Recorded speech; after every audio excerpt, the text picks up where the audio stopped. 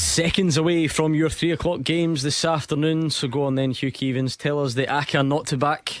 Here we go. Aberdeen home win, Motherwell home win, Rangers home win, Ross County away win, Celtic, Partick Thistle home win. Pretty similar to Hugh. I think Jim Goodwin will get off and running. I think Motherwell will win. It'll put Stevie Hamill in the driving seat. Rangers will beat Kilmarnock. Celtic will win up at Dingwall, but I think it'll be a draw at Firhill. I'm going full house with Aberdeen, Motherwell, St Johnstone. I'm going a draw, Gordon. Rangers to beat Kilmarnock, Celtic to beat Ross County, and Partick Thistle to beat Hamilton. Clyde One Super Scoreboard Goal Flashes with Clyde Built Home Improvements. Cambuslang showroom now open to the public. Really looking forward to this, Hugh Keevins. I know we had a great first weekend to get us up and running, but now we've got the lay of the land. We've got Glasgow's Big 2 at 3 o'clock on a Saturday. We've got Europe bubbling away nicely in the background as well. Even if it's the type of thing that floats your boat, the English Premier League is back to supplement things. It should be a fantastic afternoon. And we had the feel-good factor this week of Dundee United beating AZ Alkmaar, and looking forward to the return leg in Amsterdam. They have brightened up Scottish football. But today, game 2 in the Championship, and for Rangers, there's pressure on them because they were flaky against Livingston. They were dire against AZ Alkmaar, and today they need a performance prior to the return against USG. Celtic displeased Ange Postecoglou last weekend while beating Aberdeen 2-0, but they need to come out the traps today. Ange Postecoglou wants to see something that is not wasteful. He wants to see something that is full of optimism. It's all happening this afternoon, Gordon. Yeah, I'm excited about this afternoon, Gordon, for a change. I think there's What do you mean for a change? no, there's plenty well, it's only second weekend. I wasn't excited last week, but certainly I'm up for it this weekend, because you look at, there's some exciting games out there. I think the top game we look at on our list, Aberdeen St Mirren. I don't know, Aberdeen took a lot of plaudits last week for their performance against Celtic, but they've got to win games. It looks like if they do win this afternoon, St Mirren will probably be bottom of the league. So that's important for Steve Robinson, who obviously rubbished the fact of a return to Fir Park.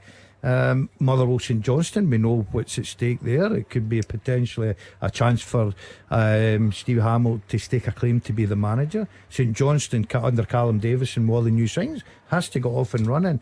I think Rangers will win comfortably at Ibrox this afternoon. I know what Hugh's saying, a little bit of pressure after a disappointing midweek result, but I think Celtic also will be too strong for Ross County. So in Partick Thistle and Hamill, terrific game. I just think we'll have plenty of goals. We'll hear from the boys all around the stadiums today, no doubt. I don't know who he is, but Connor Shaughnessy of Burton Albion has been sent off inside the first minute. That is some going, isn't it? Second week into the season, is it, for the EFL clubs? And first minute into the second game of the season, and he's gone.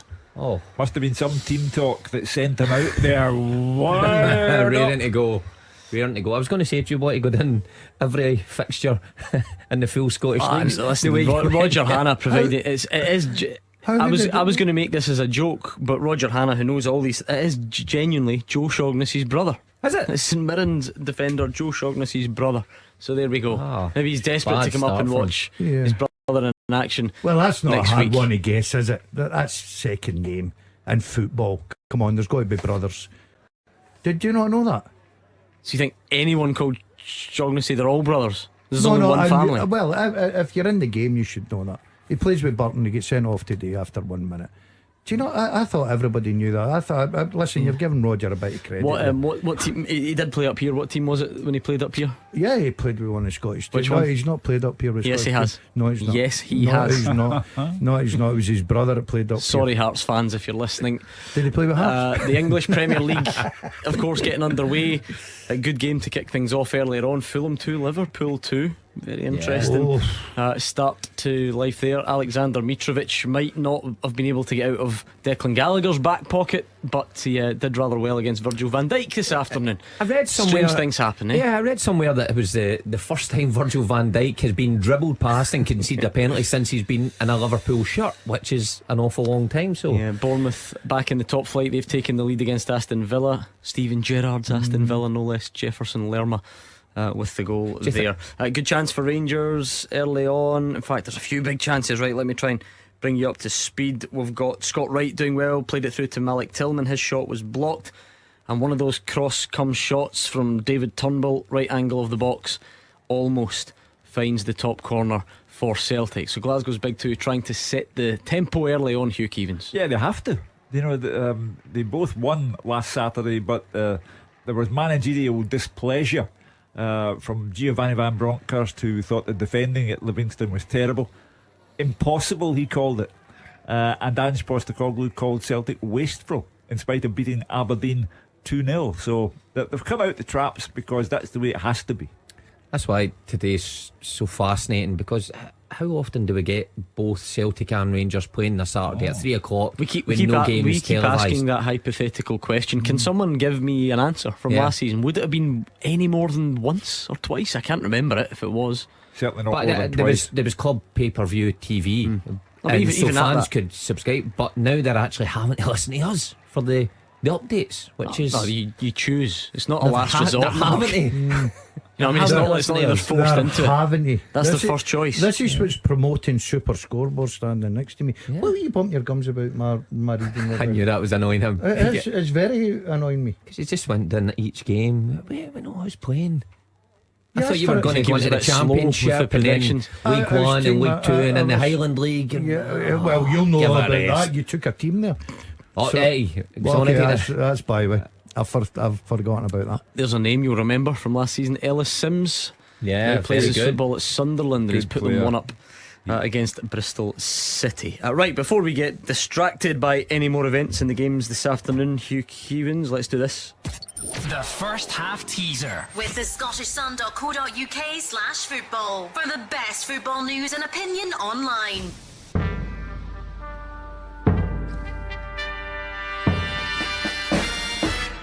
Since the Scottish Premiership era began, that's 2013-2014, only 7 players have scored 2 or more league hat-tricks in a single season. Name them. The Scottish Premiership era began in 2013-14. 7 players have scored 2 or more league hat-tricks in a single season since then.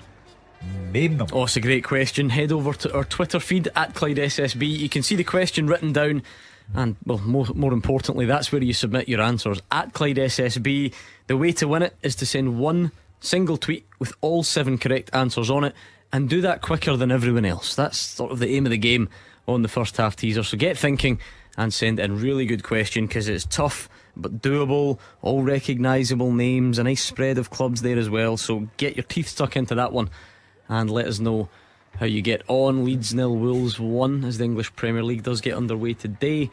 And Wolves, as Alex Ray would always refer to them on this show, have taken the lead there. Celtic and Rangers both pressing early on, trying to find that early opener that everyone craves. There was a bit of a delay at Pittodrie, waiting for the red smoke bombs to clear before the game got underway, but still goalless there. Aberdeen St Mirren. And of course our featured game, as we mentioned, is Partick Thistle against Hamilton Accies. I've heard the expression, no pyro, no party, but they are a pain in the neck. Yeah, I would agree with that. I expect that from an old timer, but you're supposed to be a young man. Well, you think about it, right? They add colour, they look fantastic, right? Brilliant. But if you're a player going out there, or Jim Goodwin looking to go off to a fast start, and you're standing there delayed while the smoke clears, think about that. See, I'm always thinking from a player's point of view. Just always the professional. You're the fan on the professional. touchline. Yeah. Anyway, no more goals to tell you about in Scotland, any of the divisions actually. We will try and give you every single goal in Scotland if we can, but not always easy, because this lot will probably start talking rubbish at some point and distract us. What do you Speaking mean, of at which, some point? Yeah, it's probably happened a few times already. Speaking of which, it is Been on nice. for an hour. It is nice to have you back with us, Thank Mark, you. after Thanks. taking last week off to go and see Lady Gaga Thanks. in London. It's fantastic. Do you know, got a handwritten letter of complaint about that we there was Let him back on. a gentleman out there who was just very annoyed that we even discussed the whole Lady Gaga, and he Gaga. took the time, which is actually something quite nice about it if you think about it. Going and getting your pad and your bit of paper and your pen, and then Yeah. writing down how annoyed you are that we discussed Lady Gaga, then going to the post office, buying a stamp and posting it in. So you say you're angry with the show, Mr. Letter Writer, but really you give us a lot of time and attention, so I thank you wholeheartedly. And I'll try to keep the Lady Gaga Think updates. how angry to a you've got minimum. to be to write a letter about anything. I It's a dying art, Hugh just- Keevins. Oh yeah. I honestly thought it was dead and buried. You surprised me that people still write letters. Maurice Jens looking very composed on the ball so far for Celtic. Remember, it's the first real look or first league look we're going to get at him. Carl Starfelt's on the bench. Stephen Welsh has dropped out through illness, by the way. I meant to Illness. update you on that. So Okay. as David Field says, Mark, that must be so frustrating for a footballer in general. You know, you're trying to get a chance, you get one, and then an illness pops up, and the guy you've replaced, he's back from injury to add to the competition that the new signing brings. Well, unless Jens does something remarkable this afternoon and it is absolutely outstanding, he strolls He's it, just given then- Turnbull an absolute hospital pass after us describing Well, him there you as are. being I think- confident on the ball. I still think Welsh will be second choice behind Starfelt. So if Starfelt is still getting up to speed, then I believe Welsh would come back into side next week. St Johnson started brightly, good energy, tempo, couple of dangerous balls into the box, and then Kevin Van Veen just over the bar with a free kick from a wide area. So Do you know what I'm liking at the start of the season, Gordon? The crowds. I watched Dundee United game second half after obviously doing the show here with you guys. Very enjoyable too, I must admit. But the second half, seen a packed Tannadice, Mark. Obviously, I don't know. Did you Like play? my days, yeah. Did you play? Well, it was often like that packed when I was there, but Yeah. What was the stadium hold there? 10, 12, 14,000 maybe. just shy of 11,000. Some Dundee United Yeah. legend. No. here. Is it as little No. as that, producer Cal? No, Callum was Oh, wrong. that's what it was for capacity on Thursday. Yeah, Okay, yeah. See, not I the know my official stuff. capacity. But you know why I know my stuff? Because I spent But the enough time crowd- cleaning but the- every seat. Do you think you cleaned all 14,000 of them at some point? Why did Pretty you clean much. the seats? Well, you're a man of that vintage. I would suspect you would give the YTS players at Ayr United that kind of job. That's the job she got. No, we didn't have seats, mate. We were all standing. Shall we clean the terracing? They sweep the terraces in my Had day. to clean the seats. Up and down every Seriously? row. Aye. Oh, my. See, people think footballers, easy job. You have to earn your stripes first. Now you're running after me with my coffee. It's all hard for you. But Alloa 1, Kelty Hearts 0. Stefan Skugel with the goal on 11 minutes. no, I've for got to Alloa. say I'm loving the crowds. I think the fans have bought into the new season. I hope that keeps up. I know the weather's good just now, Gordon, but you go. We've first game at Motherwell, over 7,000 Tannadice packed out. You know, probably be a good healthy crowds all around the country today as The well. 3:15 to Glasgow Central's about to leave the train station in Dingwall with Kyogo's shot on board.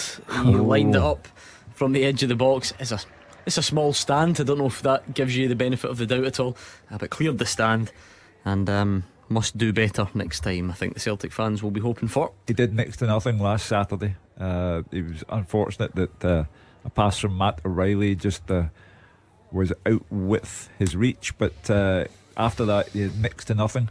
So his season is yet to spark into life. Ramadani had a shot just over from 20 yards for Aberdeen a few moments ago. So both him and Kyogo having to readjust maybe. That's two teams that's desperate for a result up at Pittodrie. I know Aberdeen are firm favourites this afternoon. I think most of us would probably pick them out, but St Mirren need a result as well, because as I said, if Aberdeen beat St Mirren and the results above, St Mirren's sitting bottom of the league tonight, and that's a bad place to be. I think Aberdeen, especially Jim, desperate for a good performance and a result. Results obviously the most important thing, but I think the Aberdeen fans there have been patient enough, and Jim, you know, he was nursing it along with the players he inherited.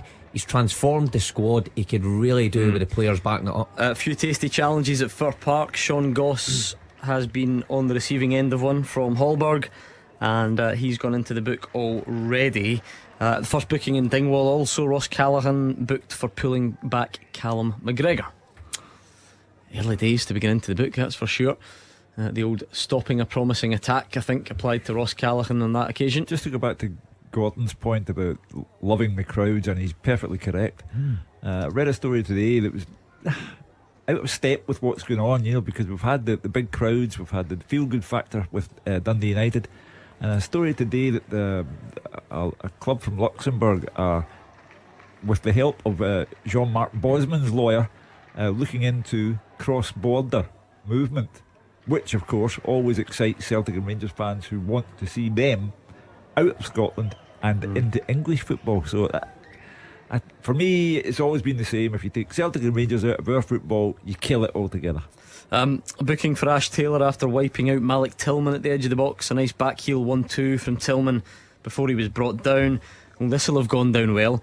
Hayden Coulson, formerly of St Mirren, gone off injured after a bad tackle from Declan Gallagher, formerly of Aberdeen. And of course Jim Goodwin in the dugout, formerly of St Mirren. There's quite a few crossovers in that game. James Tavernier steps up with that resulting free kick, by the way, and sends it over the bar. Kevin Clancy, the referee at Ibrox today, I think that's his first game involving Rangers since the night in Aberdeen when Rangers then lodged, what was it, an 8-point complaint about his performance. Only the 8? There's got to be a few more of them this season. We've had a few seasons statements and complaints about referees.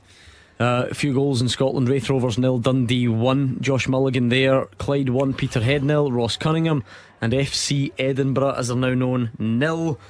Dunfermline 1. Lewis McCann with the goal for the Pars.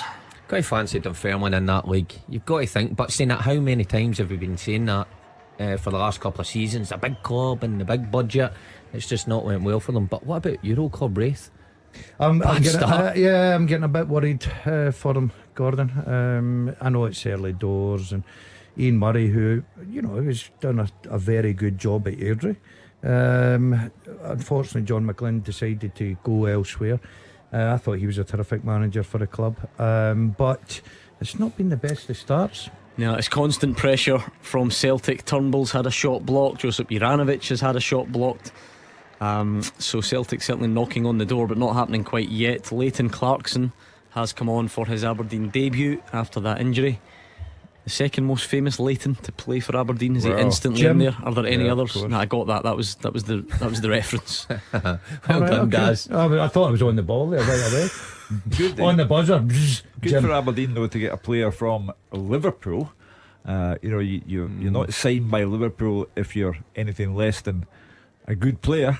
So a bit of a coup for them to get him for the season. I sometimes wonder about that, because that should be the way it works. Yep. But they stockpile so many players, these big clubs, don't they? That there have been a few. I'll pick players out as being bad players. That maybe seems a bit unfair, but I just feel like over the years there have been a lot that have been attached to those big clubs, and you do get excited and it maybe doesn't come to anything. But Leighton Clarkson might well be brilliant. You look at Dylan Levitt and the impact he's having at Yeah, he's Dundee one of the exceptions. But you're right, Gordon. How many kids have we seen coming up here who've been fed a lot of money down south, who play in stadiums that are barely anybody there, and they think they've made it, and they come up and, Pittodrie, what will Pittodrie have today? Probably about 15,000 or something like that in there today. Sorry, just quickly, a couple of chances. Scott Wright's had a deflected shot from the edge of the box, saved low by Sam Walker, and Jota comes close, slaloming run from the right, and the shot deflected just wide. Can I just remind you that Ryan Kent came from Liverpool? Yeah, there are exceptions, no doubt about it. But then Rangers had to pay, was it £7 million for him? But you're right, so they don't get any real experience of competitive football, and they come up here and they think they're going to crack it, and quite often they just disappear again back down south. I hope he's the exception. Right enough, must say that. Stirling Albion 0, Elgin City 1. Russell Dingwall on 18 minutes. So Jota the latest to come close for Celtic. Scott Wright having a go for Rangers, but no breakthrough in any of our Premiership matches. We don't have one in our featured Championship match either. Let's check in on the teaser then before we get any goals. Just quickly, Albion Rovers 1, Dumbarton 0. Lewis Kidd on 17 minutes. Hugh, the question. Since the Scottish Premiership began, that's 2013-2014, only 7 players have scored 2 or more league hat-tricks in a single season. Who are they? Right, you're giving this a really good go on Twitter. I must admit, I'm impressed with the standard. There are some wrong answers though. Kevin Cragans wants to throw in Reagan Charles Cook. Throw it back out. He wants to throw in Adam Rooney, who played for Aberdeen. Not Adam. And he wants to throw in Oddson Edouard of Celtic. No, peculiarly. Okay, Lee Hemphill wants to go for Alfredo Morelos. No, not there. So does Murray. And yeah, do you know what? Some people are sort of getting there or thereabouts, maybe hitting the post on a couple or missing one out. That's a good start. But go over to Twitter at Clyde SSB, see the question written down, and send your answers in. Clyde 2, Peterhead 0. Ross Cunningham with his second of the afternoon. Yeah, good shout. Yeah, I mean, Daz working away at here. Yeah. Was it a team effort over there? Is it? Yeah, we're getting it. Good on you. Yeah. How many have we got? One? None. 9. No, we've got a few, and I think we've got a few correct answers. I think you're being a bit harsh there, Gordon. Good start for Clyde against Peterhead, right enough. Where are they playing out? No, is it Hamilton? Is it Hamilton? Hamilton, Is yeah. it? Yeah. Yeah, just across the Joe Carriageway from us. Jim McAnally, the Peterhead manager, he's struggled manfully there for years, but I get the impression he's a bit light on players this season. You know what? You There was were a very Simon impressed Ferry though. with Peterhead, Gordon. You seen them and thought they were a bit lightweight against Stirling Albion, is that right? Yeah, they got a sore one. Yeah. 3-0 defeat and looked miles off it. I think only had 3 subs. That was in the final League Cup game. It doesn't look like they've been able to. They always had a kind of hybrid, as far as I'm aware, hybrid training regime where I think Simon Ferry, when he was involved, took boys in Glasgow for sessions and Jim took the guys up north, and obviously losing Simon, it's a huge Is part Jim of the club. longest serving manager at one club in Scotland? Yeah, he is. Oh yeah. Good insight there. Airdrie Onions 1, Falkirk 0. Callum Gallagher on 21 minutes. And a new name into our SPFL for the season, Bonnie Rig Rose. They won their opening game last week and they're 1 up again away to East Fife. It's quite strange, quite strange seeing that name. It'll take a wee bit of time to get used to it. Good on them. Free kick to Celtic in a decent area. It was a tackle by Baldwin on O'Reilly about 25 yards out. Maybe O'Reilly would fancy it. David Turnbull is not usually shy from that sort of distance. Juranovic maybe, I've seen him have a pop. They're both over the ball, O'Reilly and Turnbull. So we'll see who fancies it. Yeah, we've got to say Celtic have got good options in that area now. It went a couple of seasons that got a free kick. Seemed like, going back to Ryan Christie, he would take everything. O'Reilly no straight at Laidlaw. And there's still no any specialists. Their options aren't that good.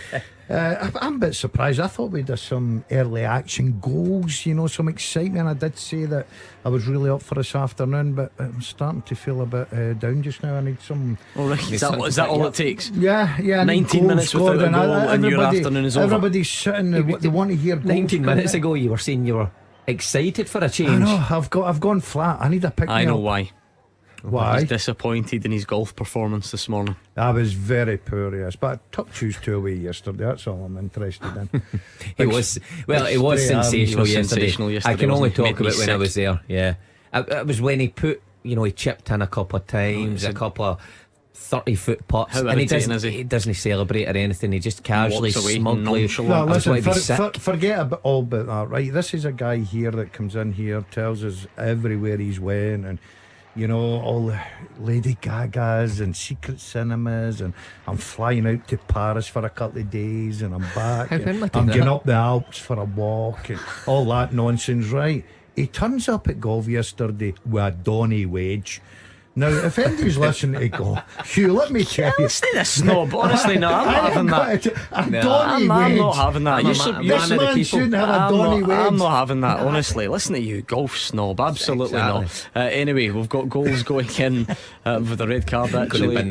Kyle Fleming of Albion Rovers has been sent off on 22 minutes. Tillman is at the centre of everything that Rangers do.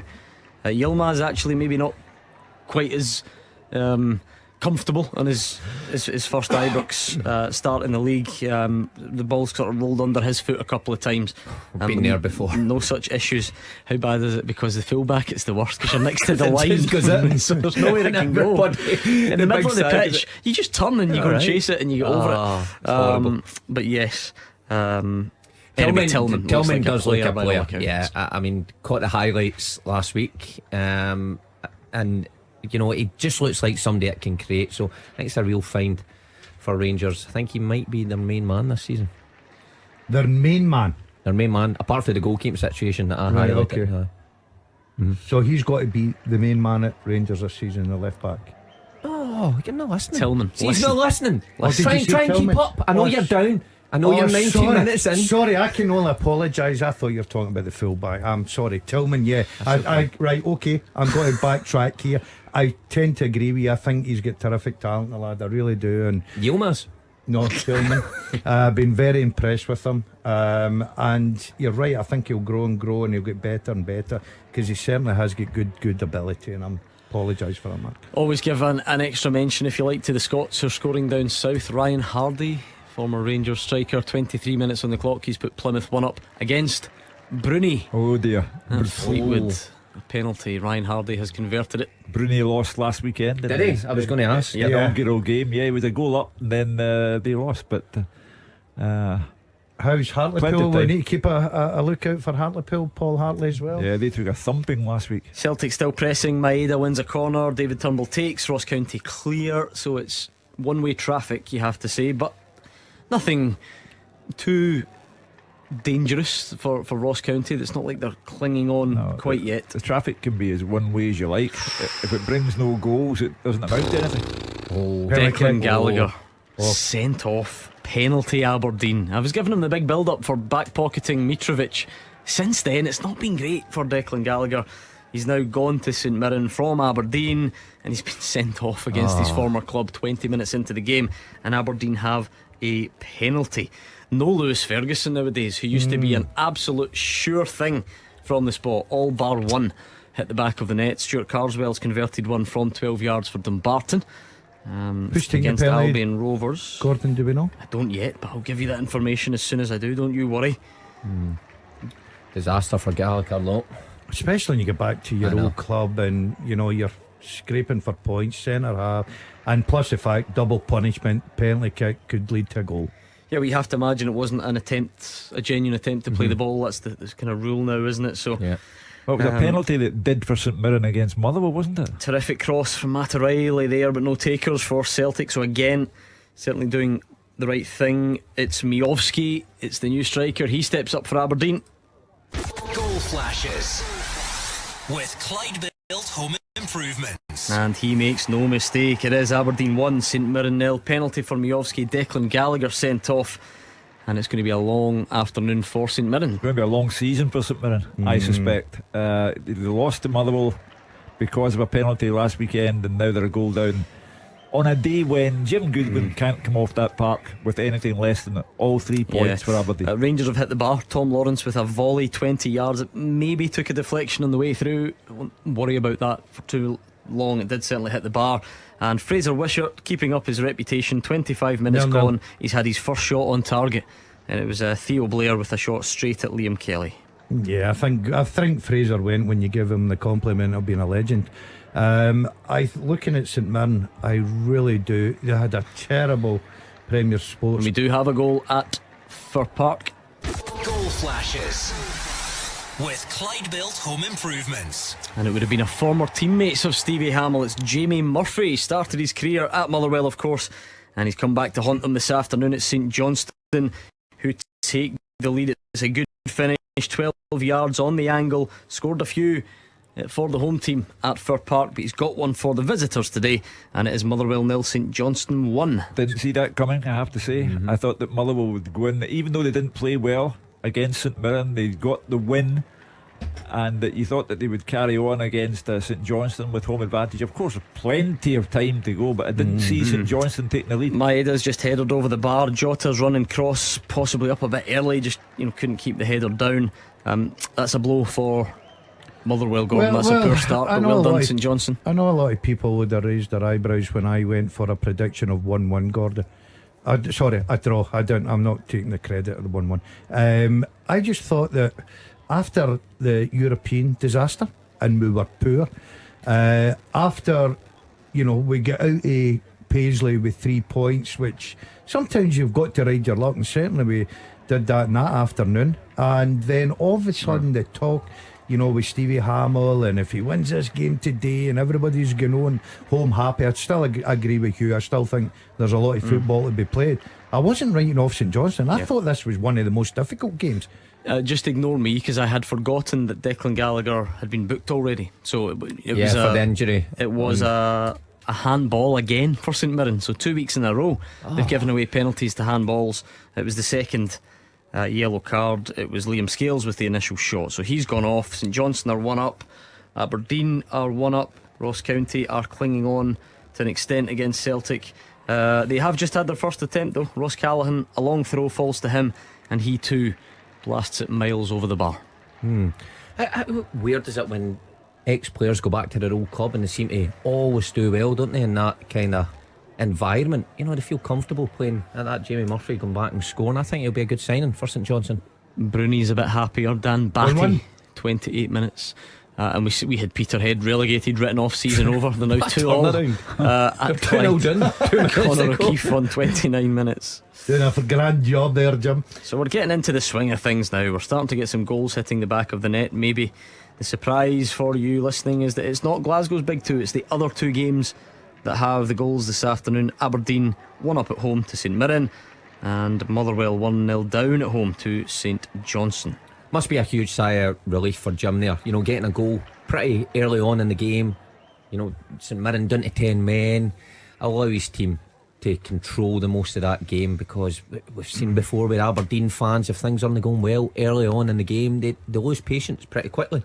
Like was said before, he needs a result but a performance to match the result as well. Motherwell fans are beginning to get angry, not playing well at all. Oh dear. Well, I mean, speculation about Stevie Hamill, but you have no chance if the crowd are reacting badly and you do not get anything out of the game. It's a setback. I mean, I know you're a tight family there, from the boardroom to the terracing, but affection, there's a thin line between affection and doing what is the right thing for the club. So you can hail Stevie as a hero, over 500 appearances, etc., etc., but he needs to show some indication that he's the right man. I think Gordon, because the attention always goes on the manager, it is easy to forget that clearly, whether Graham Alexander did a good or a bad job, or whether Stevie Hamill's capable of a good or a bad job, it's clearly not an overly strong squad. That has to have been a huge part of why they are where they are. So it's easy to forget that. That's why I think just now, Stevie Hamill, listen, we nobody would say a bad word about him. Terrific lad as well. Works very hard for the club. I look at that team, and I watched them against Sligo. Watched the highlights last week, because obviously I was in here against St Mirren. And there's a lot of work to be done, Gordon. And I don't know if it is a job for a young lad that's taking such a step from you. It's not even like he's been assistant manager, that he's been in amongst the first team in the dugout and working with side by side with the manager, and he just sort of steps into the next role. He's taking a big leap. You know what I mean? And Motherwell it's difficult. have hit the post, maybe a sign of life. Connor Shields, a shot on the turn from 20 yards. Kelly starting to at least try and look likely. Fraser Murray with a good delivery from a wide free kick, and Ash Taylor heads it over. Still goalless there at Ibrox.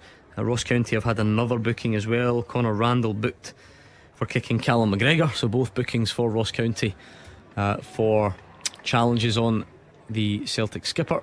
The longer it remains still goalless, as you called it, Gordon, at Ibrox, the closer to the pitch gets Alfredo Morelos, because Rangers can't be doing with still goalless. It might have been Tilson or Conor Randall. I'll clear that up in a moment for you. One of them's gone into the book. Going back to Stevie Hamill, financially, would it make Motherwell's decision up to go for someone younger that won't cost a lot of money after having to, pay off the I don't think the you can manager look and at staff? that. No, I know. I don't think you can Do you think look the at margins are that big at a club No. like Motherwell No. anyway? No, absolutely no. What sort of range would a Motherwell manager? well, I'd say a Paul Lambert, for instance, Yeah. who's been quoted about. I mean, Paul What I Lambert. mean is the Motherwell would probably be unable or unwilling or both to break the bank for anyone anyway. Yeah. Okay. You know, I don't, throwing it out it'll there. not be financial. And not be financial. No. I mean, Absolutely no chance. I don't think Stevie Hamill's a bad shout. I get your argument, but I mean, it's not. You listed off some failures earlier on, Maloney and Cathro, who failed. But it's not to say young managers can't succeed. Well, Tam not saying, Courts- that's not the case. We're not saying that, Mark. 'Cause he did acknowledge Tam Courts. I think what Gordon's argument was, if you put a lot of emphasis on today, you're left with a scenario that Motherwell might score the luckiest goal in the world in the 95th minute, which apparently means Stevie Hamill's suitable for the job, but they concede the unluckiest goal in the world in the 95th minute, and then he's out of the Yeah, running but because you base it all on here's I my- think games that's won. us speaking, but I don't think for a minute Alan Burrows will base his decision on last week and this week. I think he knows Stevie Hamill inside out. He's been at the club for as long as I can remember. He's been behind the scenes. He's in the pole position because he doesn't need an interview. He's been there, so it doesn't matter what happens today. So if it comes next week and he gets a job, it's obviously because Burrows knows he can handle things when it's put in his plate. Get ready, Hugh. Set your watch by this. Yeah. No pun intended. Giovanni Van Bronckhorst is unhappy with Kilmarnock's time wasting. We're half an hour into the game. If we don't get a call about that between 5 and 6, I'll be amazed. It's one of the favourite topics on here on a Saturday afternoon. Well, he was glowing in his praise of Derek McInnes. He said he was doing a lovely job. I used the Giovanni word. A lovely job at Kilmarnock. What Kilmarnock are doing applies to every other club from the bottom half of the league when they go to Ibrox or Celtic Park. They're not there to entertain Rangers supporters. They're not there to appeal to Giovanni Van Bronckhorst's thoughts on how the game should be played. They're there to get a result for Kilmarnock. They got a draw last week with an Ash Taylor goal against Dundee United in time added on. They've got 1 point. They would give anything just now to leave Ibrox with 1 point. Up to them how they play. Remember Harry Clark did good Yeah, things for Ross good County. player. Got a move to Hibs, bit injury hit there. He now plays his football for Stoke, would you believe? And he's put them 1-0 up against Blackpool. Good player, liked him. It's quite odd how his season panned out, though. I mean, Ross County, fantastic, and then halfway through thought, see you later, and then Gets a so-called better move, but turns out worse. Doesn't work Yeah. out that way. Just to go back to your point, if Rangers were 3-2 up in aggregate against the USG on Tuesday night and started to waste time and do anything they could, the Rangers fans would applaud and say that's great, anything to get us into the next stage. I think where Streetwise. I think where the argument is the fact that it's not even half time, Hugh. I know what you're saying. I totally agree with you. It doesn't. Kilmarnock have got their own agenda to go there and try and do what they've got to do to achieve a result. But 30 odd minutes into the game and they're trying to time waste, which, well, I don't know, but we've just heard coming in. But I think that's where the sort of frustration from the Rangers managers come from. Of course, we second half and clock ticks to 60, 65, 70 minutes. Yeah, you start looking and thinking, try to run down the clock here. Of course you would do that, there's no doubt. But 30 odd minutes into the game, Well, you see, they start the clock at minute 1, so Yeah, you that's the point, isn't it? Because if you truly want to. So Ange Postecoglou's big on it as well. Celtic want the ball in play for as much of the 90 minutes as they can, because it gives them the best chance of winning the game. That's his take on things. So if you're Derek McInnes or you're you want the anyone ball else, out the you want Celtic and Rangers to have the ball in play for as little time as possible. So you do need to start doing it from the beginning. It's not like you just get to 80 minutes and say, right, okay, now we slow it down. It's a cumulative But thing. my comments were made on the basis of how the Rangers manager will feel. I think that if it gets to 70 minutes, whatever, and the Rangers manager sitting there, he'll totally understand.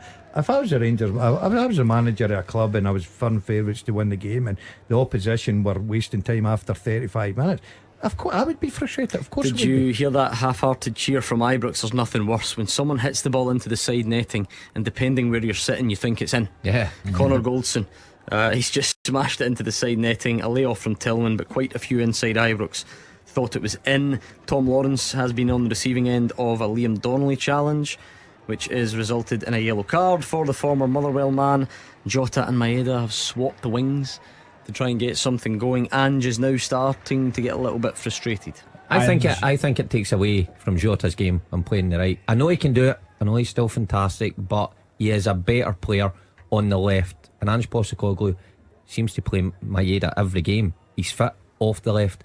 I just think Jota's better served on that left. You seen the goal he scored? To be fair, Mark, I do agree. I think that Jota, it's not bad at coming in at that back post, though, is he? Yeah, but I like the fact that the two wide men can switch, and during the game, and cause problems for the different fullbacks. Decent chance for Celtic on that, actually. Kyogo found in the box, but the shot was straight at Laidlaw, 15 or so yards out. Well, if Ange was upset last week and calling him wasteful, and now you're telling me he's showing signs of frustration, Ange doesn't hang about.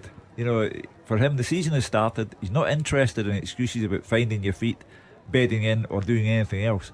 And he's clearly not happy with the way Celtic are playing today. It's never going to be easy. It never is. Got to Dingwall. On the road's different from at home, isn't it? Do you take what within reason?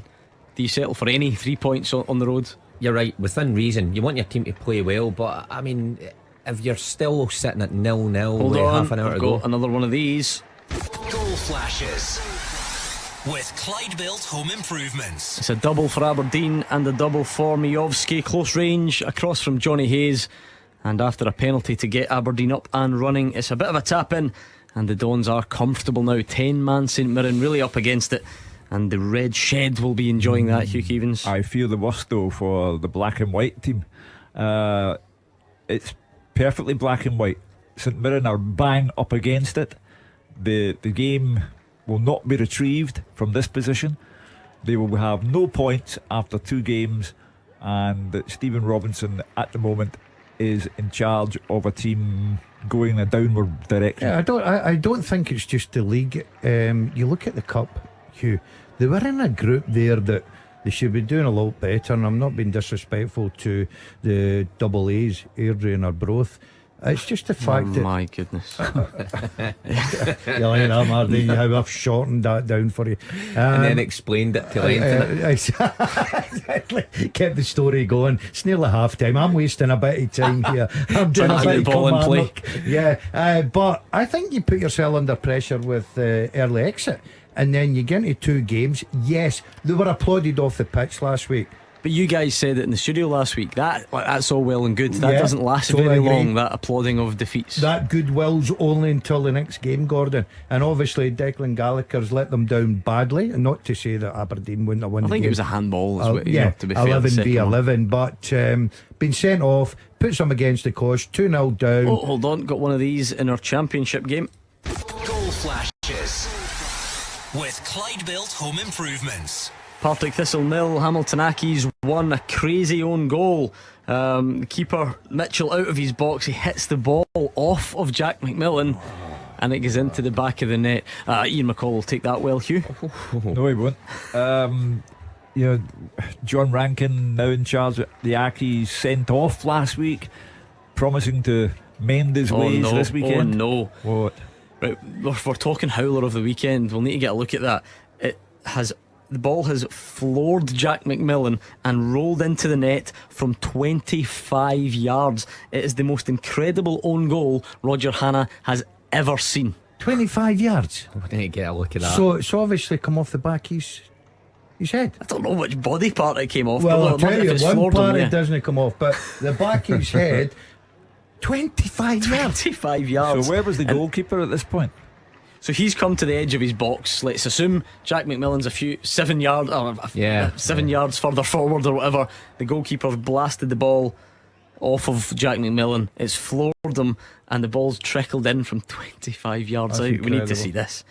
I'll tell you what, the McMillan's been described as an innocent bystander from Roger Hanna. I'll tell you what, I'm looking forward to the artistic performance at half time. Well, if it's going to be even more entertaining than that. They better keep the dancers out of Colley's Road before they go onto the pitch there. But the 3 up at Dundee last week, 3-2, holding on. and now 1-0 under bizarre circumstances. So it's been a lively old beginning for the Jags. Scott Wright had a curling effort from outside the box, caught by Sam Walker. And we are heading for, on the rarest of Saturdays, where Glasgow's big two both play on a Saturday, 0-0. both of them going to go in goalless at half time. Matt O'Reilly, though, has had two good chances in quick succession, a shot blocked and then a header wide. I'm surprised that Ibrox is still goalless. I thought Rangers would have responded much better than they played on Tuesday, especially with a couple of fresh faces. So surprised no goals there. David Friel, I maybe need to get that old strip out again here. Oh yeah, David Friel and David Friel alone will have to tell us whether this is Celtic again accused of being wasteful by Ange Postecoglou, because they appear, from what you've been saying, to have utterly dominated the first half, but nothing to show for it. Right, Hugh, before we get to the end of the first half, let's do this and get it out of the way, get some answers for you. The first half teaser. With the scottishsun.co.uk/football for the best football news and opinion online.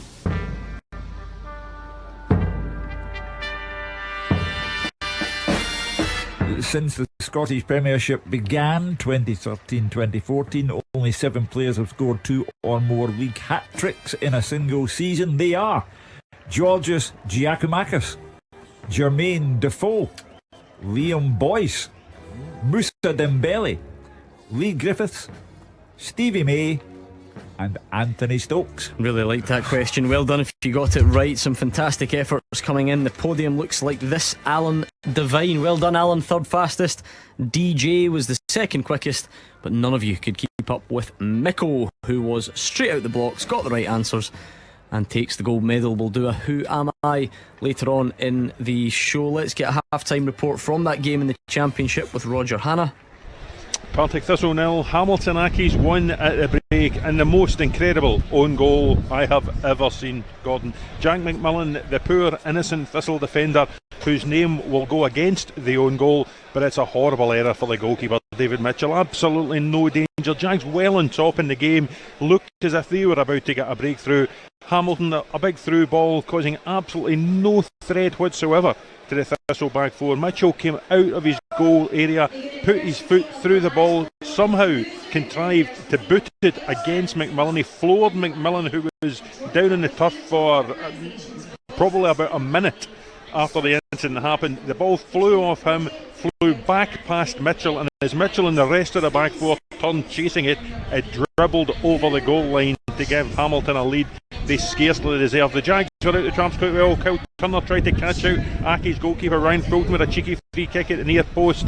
A couple of half chances for Hamilton. Scott Martin and Andy Winter both off target from distance, but it was really Thistle who were in top for large tranches of the game. A great save by Fulton to deny Turner after 38 minutes. Harry Milne then went close from the resulting corner. Aidan Fitzpatrick was next to test Fulton with another fierce shot. And young Cole McKinnon on loan from Rangers, who's really impressed. He drilled a shot wide from 25 yards just moments before the cataclysmic own goal that separates these teams at half time. If you do nothing else this weekend, gentlemen, make sure you see this. Partick 0, Hamilton 1. It's also half time in the top flight between Motherwell and St Johnstone. Fraser? Motherwell 0, St Johnstone 1. A deserved lead for St Johnstone. Been a better team throughout. Started really well and have an excellent Jamie Murphy goal on 28 minutes to show for their hard work. And Callum Davison, we're absolutely delighted with his team's performance. They started well, pressing Motherwell back the way, really good energy, pushing Motherwell back towards their own goals. Although the first chance did fall to Motherwell, Kevin Van Veen, free kick from wide on the left hand side, dipped just over. St Johnstone had threatened to do the breakthrough, a few good balls into the penalty box, but despite into good areas, there was no chances at either end. 20 minutes passed without either keeper having anything to deal with at all. Sean Gosden pulled a 25-yard shot wide. He had plenty of time. It was a poor effort. And then Theo Blair did have a shot on target on 25. Tame effort from 18 yards straight at Kelly. He should have done a bit better, but the opener came 3 minutes later for St Johnstone. Ryan McGowan with a long ball flicked on by Theo Blair into the path of Jamie Murphy. Really good finish, inside right position, 12 yards out. He drilled the ball low past Liam Kelly into the box. Deserved lead for St Johnstone. Crowd began to show the frustration with their team offering little or no threat in the attacking areas until the 32nd minute. A loose ball just 20 yards out. Connor Shields did really well, shot on the turn and it bounced, beat Matthews but hit the post and came back into play. It was almost 2 and 38 minutes. A deep Kerry free kick to the back post. Looked like it was going out, but Alex Mitchell, big centre back, did really well to head the ball back across the 6-yard box. An excellent clearance by Johansson to deny Considine 4 yards from goal. He was about to pot the ball into the empty net. Bit of work for Stevie Hamill to do at the break. He had a spark from somewhere. Has been second best so far. They might have to look at one of his young players who are on the bench today for that spark. Half time at Fir Park, Motherwell 0, St Johnstone 1. There's been a late goal in the half at Pittodrie. I'll let Dave Galloway tell you about that as part of his half time report. Let's go to Dingwall and speak to David Friel. Half time, Gordon, Ross County 0, Celtic 0. And to answer Hugh's question, first of all, Celtic have been wasteful again. Ange Postecoglou wants more of a cutting edge from his team, but he hasn't got it yet. It has been one way traffic, but county keeper Ross Laidlaw hasn't really had many saves to make at all. Celtic have had 82% possession, but only 3 shots on target. I think those stats tell the story of the half. Ange Postecoglou's looked a bit frustrated at points of the half and will definitely be demanding more after the break. Celtic started really well. David Turnbull is into the injured Rio Hattati and almost scored within 3 minutes. His cross-come shot at Ross Laidlaw worried, but it flew just past the top corner. Celtic kept pressing for the opener. Kyogo fired over from the edge of the box. In fact, he fired over the stand and nearly hit the train station. Turnbull had a shot blocked. Josip Juranovic had a shot blocked, and then Jota came so close in 16 minutes. Only a race in from the right, he left a couple of defenders in his wake, but his left foot shot was deflected just wide. Matt O'Reilly's been really bright, probably Celtic's best player. He had a free kick saved and then fired a terrific cross across the face of goal, but there were no takers. Dyson Maeder was next to have a go in 26 minutes, but he couldn't keep his header down after Jota picked him out. Kyogo has been relatively quiet, but did have a decent chance after Turnbull played him in, but he shot straight at Laidlaw. O'Reilly then had 2 chances just before the break, but his shot was blocked and he then headed wide. Maeder then had another go in injury time, but Laidlaw made a smart save from his flick. It's all Celtic, but it's still goalless. Half time, Ross County 0, Celtic 0. So Celtic waiting for that opening goal, plenty of possession, but can't find the breakthrough. I think, have we got a half time yet from Pittodrie? It was all happening there. There was a third goal, but I don't think there is any half time whistle just yet. The half time whistle has gone at Ibrox as well. It's Rangers 0, Kilmarnock 0, as you would expect. Rangers with the most of the ball and the chances. Tom Lawrence has hit the crossbar, maybe a nick on the way through. Connor Goldson hit the side netting. Some of the fans inside Ibrox thought it was in. Sadly for him and Giovanni Van Bronckhorst, it wasn't. A couple of bookings for Kilmarnock. Ash Taylor did have a header over. A couple of dangerous balls going in and around there, but in the end, similar story. Rangers not able to find the breakthrough, and Glasgow's big two both being held goalless at the break. Let's go to Pittodrie where it's half time there. Dave Galloway. Half time, Aberdeen 3, St Mirren 0. Aberdeen took an early grip, but St Mirren could have gone ahead when Main crossed for Ayunga, who was all ready to pull the trigger, but the danger was cleared. 24 minutes in and the Dons went ahead. Bissawin cracked a fine drive off the post. Scales' effort from the rebound hit Gallagher's arm. He'd already been booked off. He went. Away boss Stephen Robinson was furious with the penalty award, but Majowski made no mistake with his spot kick. And the striker made it 2-0 in 38 minutes. Hayes with the cross, and Majowski reacted very well to slide the ball in from close range after Carson had looked set to gather the ball, so perhaps a finger of blame could be pointed at him for that one. In between those two goals, Scales' header from a corner went just wide as the Dons really dominated, and it was no surprise to see them go 3 ahead after 44 minutes, and it was a screamer from debutant Clarkson, the 20-year-old, from the edge of the box high into the net. You can only see more goals for the home side in this half. St Mirren look a dispirited lot, it has to be said. Stephen Robinson will have some team talk on his hands to try and lift his buddies. At the interval, it's Aberdeen 3, St Mirren 0. And we'll do a full roundup of the half-time scores next. action as it happens. And your reaction from 5 on the open line. This is Clyde 1 Super Scoreboard.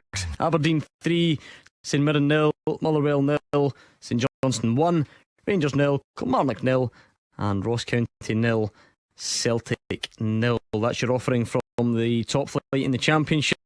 Not a lot of goals there. Arbroath 0, Inverness 0, Morton 0, Cove Rangers 0, Partick Thistle 0, Hamilton Accies 1, Wraith Rovers 0, Dundee 1. Into Scottish League 1, Airdrie 1, Falkirk 0, Alloa Athletic 1, Kelty Hearts 0, Clyde 2, Peterhead 2, FC Edinburgh 0, Dunfermline Athletic 2, and Montrose 0, Queen of the South 0.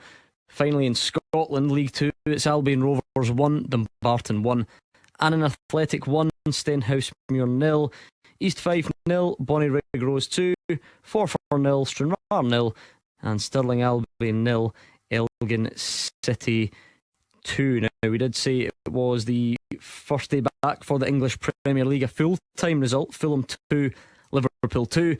At the break, Bournemouth 1, Villa 0, Leeds 1, Wolves 1, Newcastle United 0, Nottingham Forest 0, and Spurs 2, Southampton 1. The later game there is Everton against Chelsea. Scottish football's league leader. This is Clyde 1 Super Scoreboard. Clyde 1's Super Scoreboard podcast with Taggart's Land Rover, part of the Lookers family. Be ready for any journey. Book now for service and repairs. Clyde 1's Super Scoreboard podcast with Taggart's Volvo. Order today. No deposit or hidden costs with Care by Volvo, the flexible car subscription. Scottish football's league leader. This is Clyde 1 Super Scoreboard. Half-time, no surprise about the way the possession stats are panning out. Everyone's got lots of the ball if you're a Celtic or a Rangers player, but no goals yet. Hugh Keevins. Well, if this goes on much longer at Dingwall, Ange should better turn to Anthony Ralston and say, do you think Lightning could strike twice, Anthony? From what David Friel was telling us at half-time, in his considered opinion, it is wasteful again on Celtic's part, and one of these days Ange is going to have the first ever Ange blast.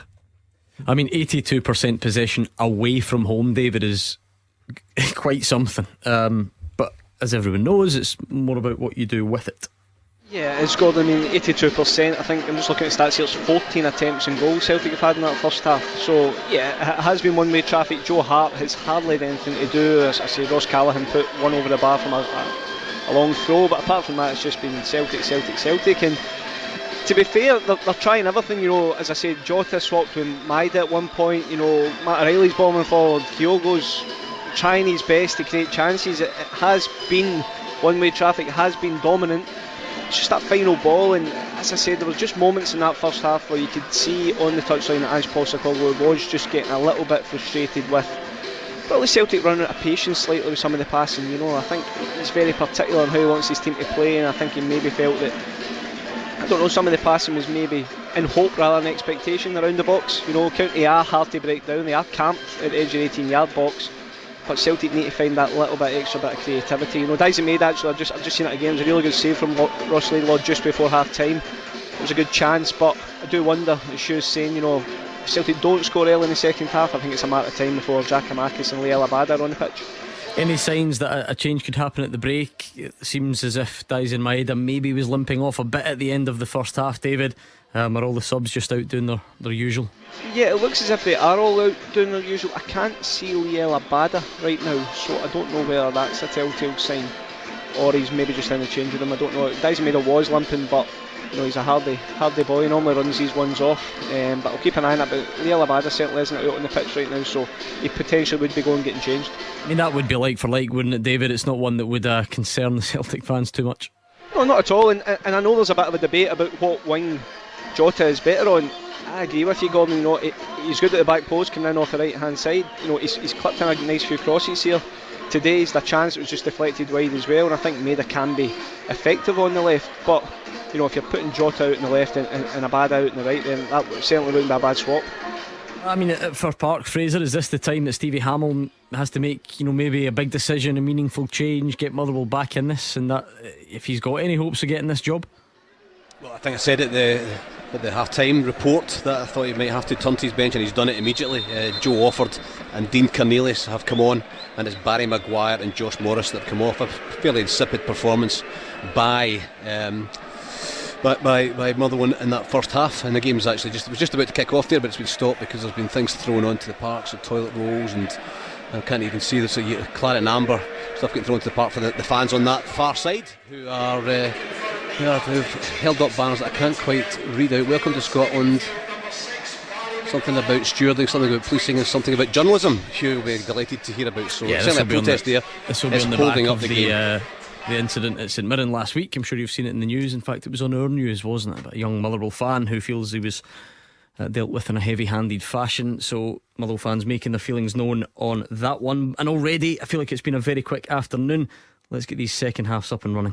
The Super Scoreboard podcast is sponsored by Taggart's Motor Group. Taggart's have Jaguar, Land Rover and Volvo showrooms across Glasgow and the West, so you can find the new or used approved car that's right for you. And as Taggart's are part of the Lookers family, one of the largest franchise dealer groups in the UK, you can browse thousands of nearly new and used vehicles in stock nationwide to find your perfect vehicle.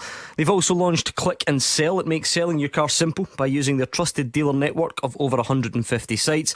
Why not give it a go today? See how much you could make on your old car. Taggart's have Land Rover showrooms in Motherwell, Darnley and the north of Glasgow, with their Jaguar and Volvo showrooms found in Hillington. Check out taggarts.co.uk to get your new or used approved Land Rover, Jaguar or Volvo today. Now let's get back to the podcast. Clyde One Super Scoreboard Goal Flashes with Clyde Built Home Improvements. Cambuslang showroom now open to the public. Big 45 minutes coming up. Gordon Dalziel, we have been waxing lyrical about the prospect of having both Celtic and Rangers in action at 3 o'clock on a Saturday. If one of them doesn't win, it will be dramatic. If neither of them win, it will be dramatic and certainly surprising. Yeah, starting furthest north, obviously, with David Friel up in Dingwall. I just feel that listening to David's report and the stats there, Gordon, yeah, the manager will be frustrated, but what he'll be saying is, look, it's a matter of time, and I do believe that Celtic will get that opening. You just wonder if Kilmarnock were wasting time after 35 minutes at Ibrox. They're 0-0 at half time. It'll be interesting to see how Rangers approach that. They've got Morelos sitting the bench. I said at the beginning of the show that it's important for Morelos to get game time. I think he's a big player for him, big player on Tuesday night. Colak, once again, we don't seem to, he needs that goal. I'm not writing the boy off, not at all, but as a centre forward you need that goal. And Motherwell, delighted, the caretaker manager who's thriving for a job has decided to make big calls, and that's what you need. You need a bit of character about you if you're going to be a manager. Make the big calls. He's done that. Let's see if it pays off. On the broadest sense, Mark, similar story. Rangers 80% possession, Celtic 82% possession. Rangers 14 attempts at goal, Celtic 14 attempts at goal. And I can hear you all, none of that matters whilst the scoreline stays at 0. Maybe for Giovanni Van Bronckhorst a bit frustrating that only 2 of them have found their way onto target. Again, I still think Celtic are doing much better in that regard, but a lot to happen in the next 45. Needless to say, both managers will be frustrated that they've not opened the scoring yet. But if you're going at half time and you've got those stats behind you, you kind of know it's only a matter of time, and even if you're the defensive side, Kilmarnock and Ross County, you're kind of thinking, how long can we hold out here before one just drops in the right position? So an awful lot of football still to be played. Celtic have been forced into that change, Hugh. Abada's come on and Dalziel Maida's gone off. Well, as Anne said, they're not replacements. They are all part of the squad, and they will be called upon at various stages. So Abada, it's not as if you're bringing on an inferior talent, but who would have thought that at half time we're in that scenario that allows me to say a draw is a disaster or defeat's a catastrophe. They're both sitting on a disaster right now. I can imagine the rumblings at Ibrox, and I can imagine the rumblings in the north as well, because I am a believer that, so what, you've got 82% possession, so what? Every dressing room in the land says possession without penetration is nothing. Yeah, I think, to be fair, there's probably a middle ground though, isn't there? Because it would be an indication, like, teams just, Motherwell are not just going to rock up to Dingwall and have 82% possession. You know, it's sort of an indication of the way things are, especially away from home. But you're right, if it doesn't come to anything, I think when you pair it with the chances, now I get what you're saying. If you've got 80% possession and you've got one attempt in goal, 2 attempts in goal, then you go, well, something's clearly wrong. If you've got 14 attempts in goal to go alongside that, then you know the goalkeeper's done their job, and the strikers maybe be a wee bit wasteful, but you've got optimism that it's coming. He makes a good point, because every once in a while, if you're Ross County, you're thinking, look, if they dominate the second half the same way with the chances, Celtic's got to score. Sean has tweeted in to say some of these new players are not showing anything yet. He's a Rangers fan. We are back underway. A double change for County. Owura and Loturi have come on for Payton and Samuel. Well, another thing that I believe in is that for all the possession, you only encourage people to think, do you know what, against a run of play something could happen. Against a run of play that has been significantly biased in Celtic's favour, and that Owura is the very boy. So you think the less likely a team looks to score, the more likely they become to score? In my fatalistic mind, yes. That is the ultimate Keevinism. In financial terms, this is tugboats playing luxury yachts, and right now the tugboats aren't inferior to the luxury yachts. Cancola's now booked as well for Ross County for pulling Kyogo. Flynn has come on for Maine for St Mirren. I mean, if you're Ryan Flynn, you try to avoid the manager at half time, Mark. He's sitting in that dressing room in the corner thinking, 3-0 down, no thanks. It's not down to 10 men. Come on, is it? I mean, what do you expect? A bad time for St Mirren up there, but Jim Goodwin must be delighted. Here Dave Galloway sounds delighted as well. Needed a big performance and a result today, and they've got it. Well, that's what you have to do after last week, Hugh, because all this stuff about, you know, being quite content with how you equip yourselves at Celtic Park and being organised, that really counts for nothing if you don't go and then win your home games against St Mirren. Oh, we've got a goal in Dingwall. Goal flashes with Clyde Built Home Improvements, and it's a goal for Celtic. Ross County 0, Celtic 1. Kyogo just a few minutes after the break. He had just been pulled back. Cancola had been booked. Kyogo picks himself up, dusts himself down, and puts Celtic in front. We did say at the break it looked like it was coming, so much possession, attempts at goal. It was a brilliant from Jota. He takes a McGregor pass, dances into the box, and he just cuts it back for Kyogo to provide the low finish. Did you sell out of that one, Hugh? He was the with ease. He was the talisman at the start of last season, and he's trying to do it again. Kyogo with a low finish. Celtic lead by a goal to 0. And in our weird and wonderful world, Hugh, even although it's the 6th of August, it now becomes over to you, Rangers. Exactly. And Kyogo had done nothing for a game and a half, and Ange must have said to him at half time, any chance prove that Keevan's wrong? Any chance of you coming to life? 82% ain't good enough for Mr. Keevins, so go and make sure that. All I said was possession without penetration means nothing. But now they have penetrated. Mark makes a great point. See, if you're the opposition, you are sitting in the dressing room thinking, if they come out with the same attitude and the same domination, they're eventually going to wear us down. They're going to score. I thought that is down to 81% possession, by the way. The standards are slipping. Yeah, the standards went down, but that's a goal that they probably listened to a report from David Friel and that they deserve, and Kill goes off and running. We didn't even get the chance to do this, Hugh, at the start of the second half. It's been so busy. The second half teaser with the scottishsun.co.uk/football for the best football news and opinion online.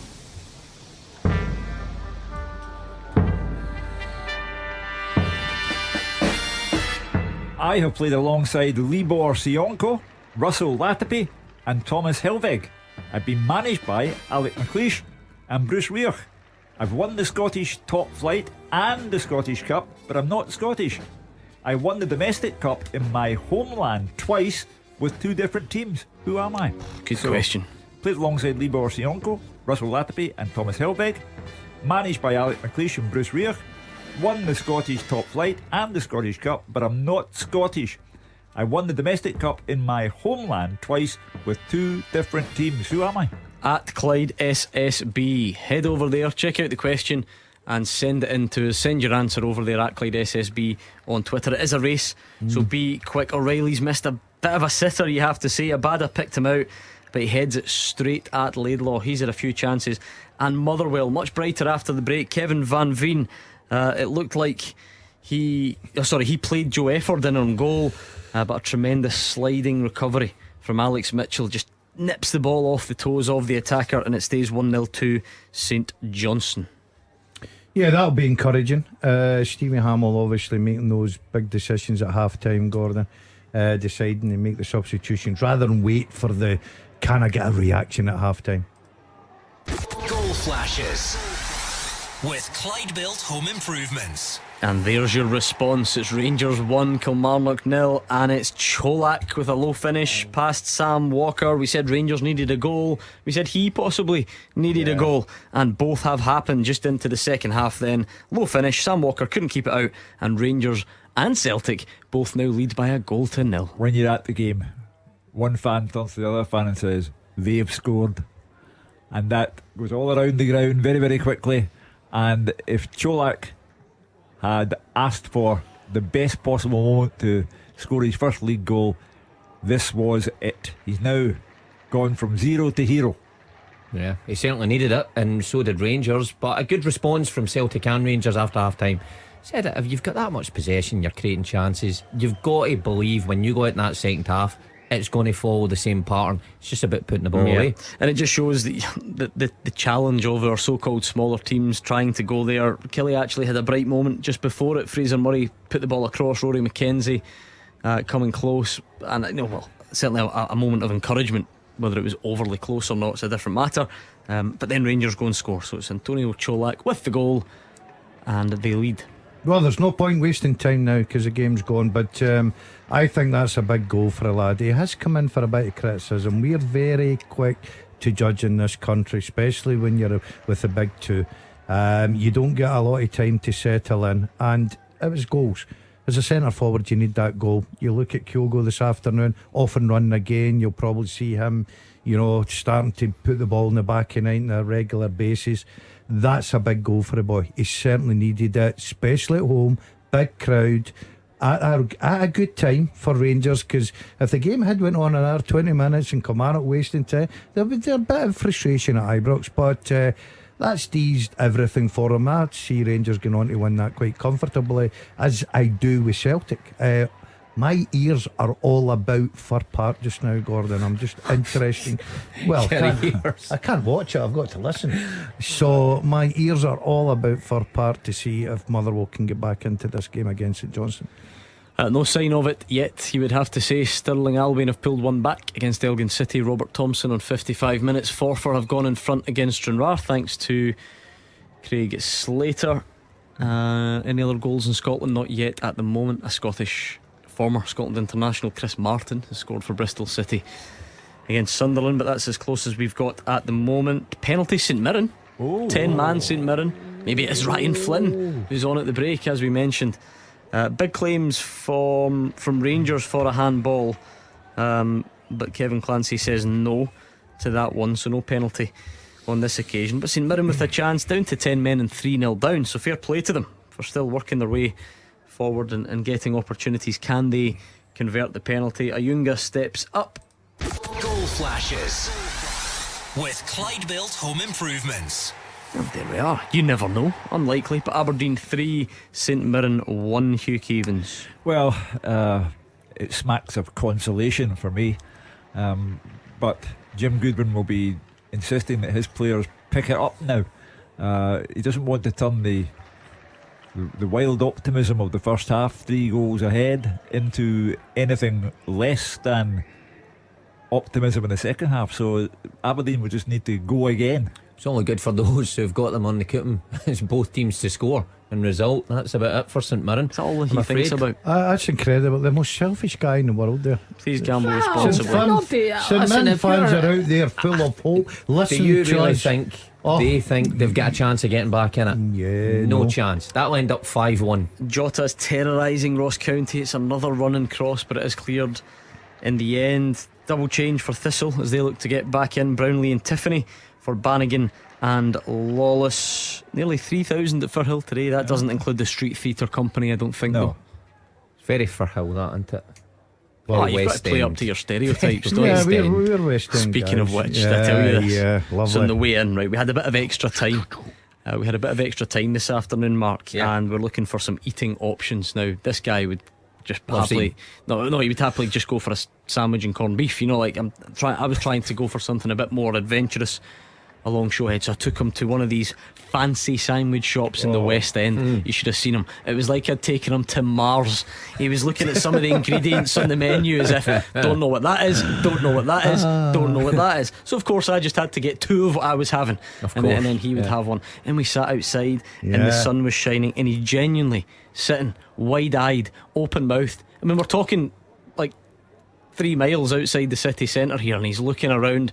He's looking at guys walking with sort of baggy trousers and man bags, and he just, you know, the sort of the hipster scene. It was a very it was good like thing, taking it was taking a truly sheltered individual out of his comfort and zone then for we the decided afternoon. to go for a walk for an ice cream. Honestly, okay. Describe you should have seen him. He was just looking around, just in awe. Where did you go for an ice cream? We didn't get it. He wanted an ice cream. We did not get an ice cream. Okay. You're a kid. It's weird. The age gap. It should be the other way about. Be honest. Why did you not get it? Because he didn't behave. I was too dear. I'm going to be quite honest with you, right? It was my turn. I looked at the size of the tubs. My God, Hugh, nowadays ridiculous, my friend. See, I'm just laughing at all you guys finding the West End so funny, and it's hold on, not all. There's only one of us. No. Yeah, don't lump us in. I was we're cultured. I was born across the road from Byers Road. That's just it was different. home. It was different in those days. Believe me. You didn't have a toilet in those days, did you? You threw it at the window and stuff. No. Hold on. We've got a Victorian days. goal. We've got a goal in Dingwall. Goal flashes with Clyde Built Home Improvements. And it's an equaliser for Ross County. Hello. Kyogo had put Celtic in front, but out of nowhere Ross County are level. I don't think we've really heard anything involving Joe Hart, but it's a corner. Iakovite heads it home, and it's game on in Dingwall. Ross County 1, Celtic 1. I told you. Ange will now turn to Anthony Ralston and say, any chance of making lightning strike twice here? They're being wasteful, and they got a goal in front and they did not make it count, and now they've paid the penalty. That's the problem. You know, you're so dominant in the game, chance after chance, and you can't make it, can't get the second goal. You concede a set piece and anything can happen at that. Yeah, got up high. The header sort of crept past Joe Hart. That won't bother him or his manager Malky Mackay. Gordon, that's a great shot in the arm if you're Ross County. You have been so up against it and you're level on the hour mark. I've got to be honest, Gordon, I never thought for 1 minute we'd be discussing that. I thought it'd be a case of how many Celtic were going to score this afternoon, but all credit to Ross County. They could easily folded. You know, they held on. Celtic had all that possession, chances. The first half took the lead early. Second half, you're thinking, okay, it's going to be Celtic's day. They're just going to go in here and be comfortable with 3 points. I said to you, yeah, all credit to you. Any time now there's going to be an Ange blast for the first time since he got here from Japan, and he wasn't happy with last week. He'll be even more unhappy with this. And does that reverberate around Ibrox already? Oh yeah, even on the 6th of August. Yeah. You better believe it. So it's not they've scored, it's they've equalised, and it's a whole different ball game now. Remember, draw is a disaster. Stirling Albion have equalised. Aaron Dunsmore 2-0 down. They're now level at home to Elgin City. If the English Premier League is your bag, Tottenham 3, Southampton 1. Liam Polworth has come on for Liam Donnelly for Killie as they look to get themselves back into it. So one former Motherwell man replaces another, but still Rangers who lead by that goal to nil.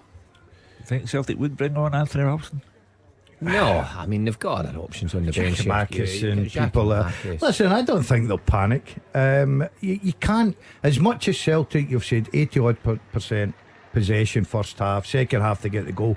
Somewhere along the line, you'll find that the opposition have got to come into the game and create an odd chance. Well, you can't force it, can you? Because it's not like we're talking about Celtic who've not created chances. No. So what more do you do? If Really? you're Ange Postecoglou, I think you just keep going the way you've been going, because you're going to create other chances. Jota's just curled one wide, incidentally, from the angle of the box. It looks like Barisic, Matondo, and Alfredo Morelos all coming on for Rangers. So that would fit perfectly into the predicted game plan. Get 30 minutes today and look to midweek.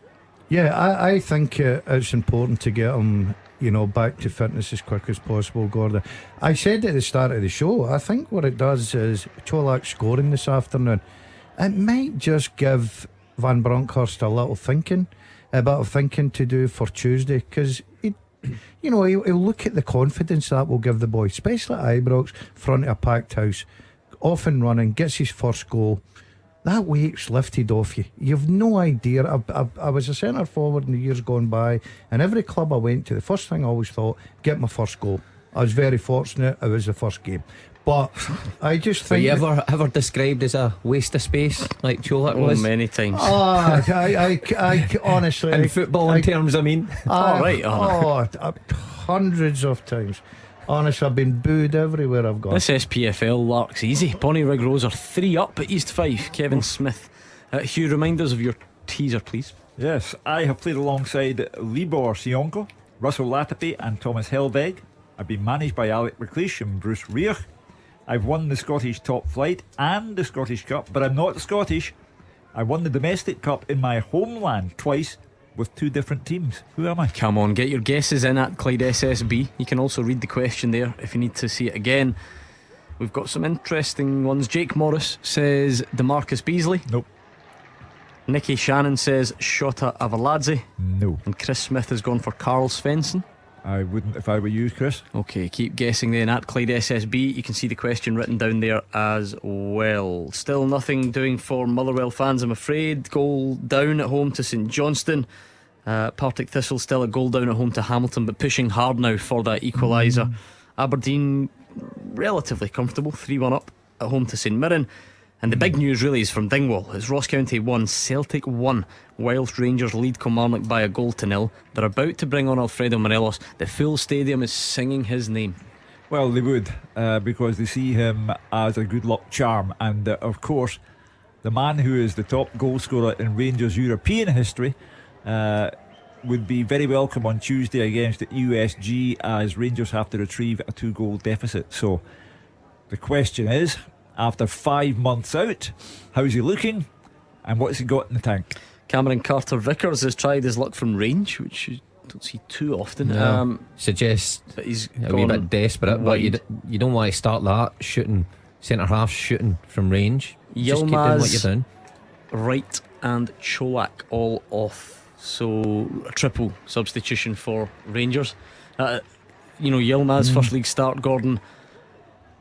Him being withdrawn with 30 minutes to go for Borna Barisic, does that tell you that's not a foregone conclusion? It's not like Yilmaz is now just in as number one in that area? I think you still to overtake Barisic. I know that it probably split 50-50 with Rangers supporters. I know that Mark's an expert in that position, so I'll probably listen to him and take his advice. But for me, I still like Barisic. Yilmaz is new at the club. I think he's got to wait for his opportunity. He got a chance today, but the fact he's brought Barisic on and given him 30 minutes today suggests, and I will be in the studio, and I'm one of these guys, I don't shy away from responsibility and predictions. I will say that Barisic will play on Tuesday night. Alloa 2, Kelty Hearts 0. Bradley Rodden. Motherwell playing better but still struggling to create any chances. Jens has fouled Hiwula on the edge of the box. I'm going to get a Ross free kick. It's about 19 yards out, just outside the box. Is it too close? Or can Ross County really shake things up in the Highlands? They already have to a point with that equaliser, but my goodness, can you imagine? Bang up against it for the vast majority of this game. Back to the wall. Got a free kick to try and take the lead. against Celtic. Roberts on for Kennedy at Pittodrie. It is Awura to take the free kick. Joe Hart makes the save just. Well, Celtic just need to be careful. I know they're going for a winner, and rightly so, and they'd be favourites, but you just leave yourself too spare at the back and you could get caught and you're down the road with no points. So critical period this next 10 minutes for Celtic. Yeah, he sort of went for power. Joe Hart was then able to take it, but only at the second attempt, and it's still 1-1. How long do you give Georgios Giacomakis today? I don't understand why he's not there by this time, because it's clearly not happening for Celtic in front of goal, and at the moment a draw looks the likeliest result. I can, Hugh, because if you look at the forward line, you would need to take the goal scorer off to be a straight replacement. I wouldn't take Kyogo off unless he puts him to the left hand side, and I don't think, sorry, the right, the left. You're not taking Abada off. You're not taking Abada off. So if you're going to make that substitution, you've got to take the lad off that scores a goal, or take Jota off, and then you stick Kyogo to the wide area, which I don't think is effective. So I can understand why he's not made the substitution yet, but he may make it in the next 5-10 minutes. But it's who you replace him with. How pleased will the Rangers fans be? That's an understatement to see Alfredo Morelos. Of course, I think if he comes off injury free at the end of the day, he will play. I know you're saying Cholak and that weight off his shoulders, but it's too important a game, and you know what you're getting from Morelos. Hugh says he's a lucky charm. He's obviously much more than that. He's a reliable goal scorer in the big occasions in European football. You have got to play him. He's a reliable lucky charm then. A reliable lucky charm, yeah. Okay. Who scores goals? Big games tomorrow as well. We shouldn't forget. You look at the Edinburgh Derby, second week of the season. That's going to be a fantastic fixture. Dundee United against Livy, following their exploits in Europe. I wonder, and I don't know how you measure these things, I've just made this up as a contest. Will there be any signing in Scotland this year that would receive such a positive reaction as the one that Martin Boyles will receive amongst the Hibs fans? Well, the Hibby and the family texted me this morning. So excited was he at the return of Martin Boyle. However, I think it'll be a while before you see him, because he's clearly off the pace where fitness is concerned. But he's very welcome back at Easter Road. I think it will come to fruition later in the season when he proves his worth. But I think tomorrow I would fancy Hearts strongly. Gordon, they're absolutely delighted to have him back, and that's again probably another understatement. Yeah, I thought he was such a big player for him, Gordon. Him and Nisbet up front, I thought were a good partnership. I thought they worked defences very well. Always a threat, could get the goals. Terrific pace in the games, everything. Especially if you're a front guy, you terrify defenders nowadays. Yes, he left Hibs, but I agree with you. I think the Hibs fans will be absolutely delighted with that signing. You've got to feel sorry for Sean Mahoney in that circumstance. He comes in, one of the first things he has to deal with is losing him, and then Nisbet's out as well, and then all of a sudden he's back. He's a terrific player. I think a player that's got better and better over the years. He understands the right things to do in the final third, and he'll certainly help Lee Johnson's side. Insane Lee Johnson, did you read his bit today in the newspaper, comparing himself to Matt Damon in Good Will Hunting, because he everything's about stats and figures, and he finds himself a bit of a weirdo in that respect. Let me tell you, I read that and I thought, Roger Hanna and David Friel are cutting that out and they're putting it in a notebook, and when he gets the sack they will be. Is that what you guys do? Oh yeah. I wonder where all my stories came from.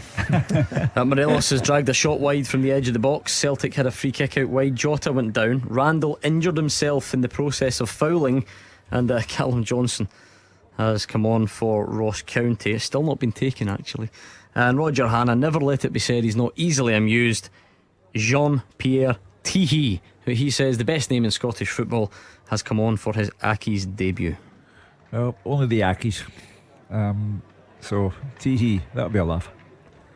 Roger Hanna will have some fun in the newspaper tomorrow, I'm sure. That's good. If that is good. If that substitution comes to anything in particular. Delighted for the Accies. John Rankin, he's been a coach, ex-teammate of mine, but a coach that's been doing his apprenticeship for a number of years and probably could have taken jobs sooner, and he thought about a couple before he went to Hamilton. So delighted that he started the season brightly. Yeah, good Has he boy. got a touchline ban today? Yep.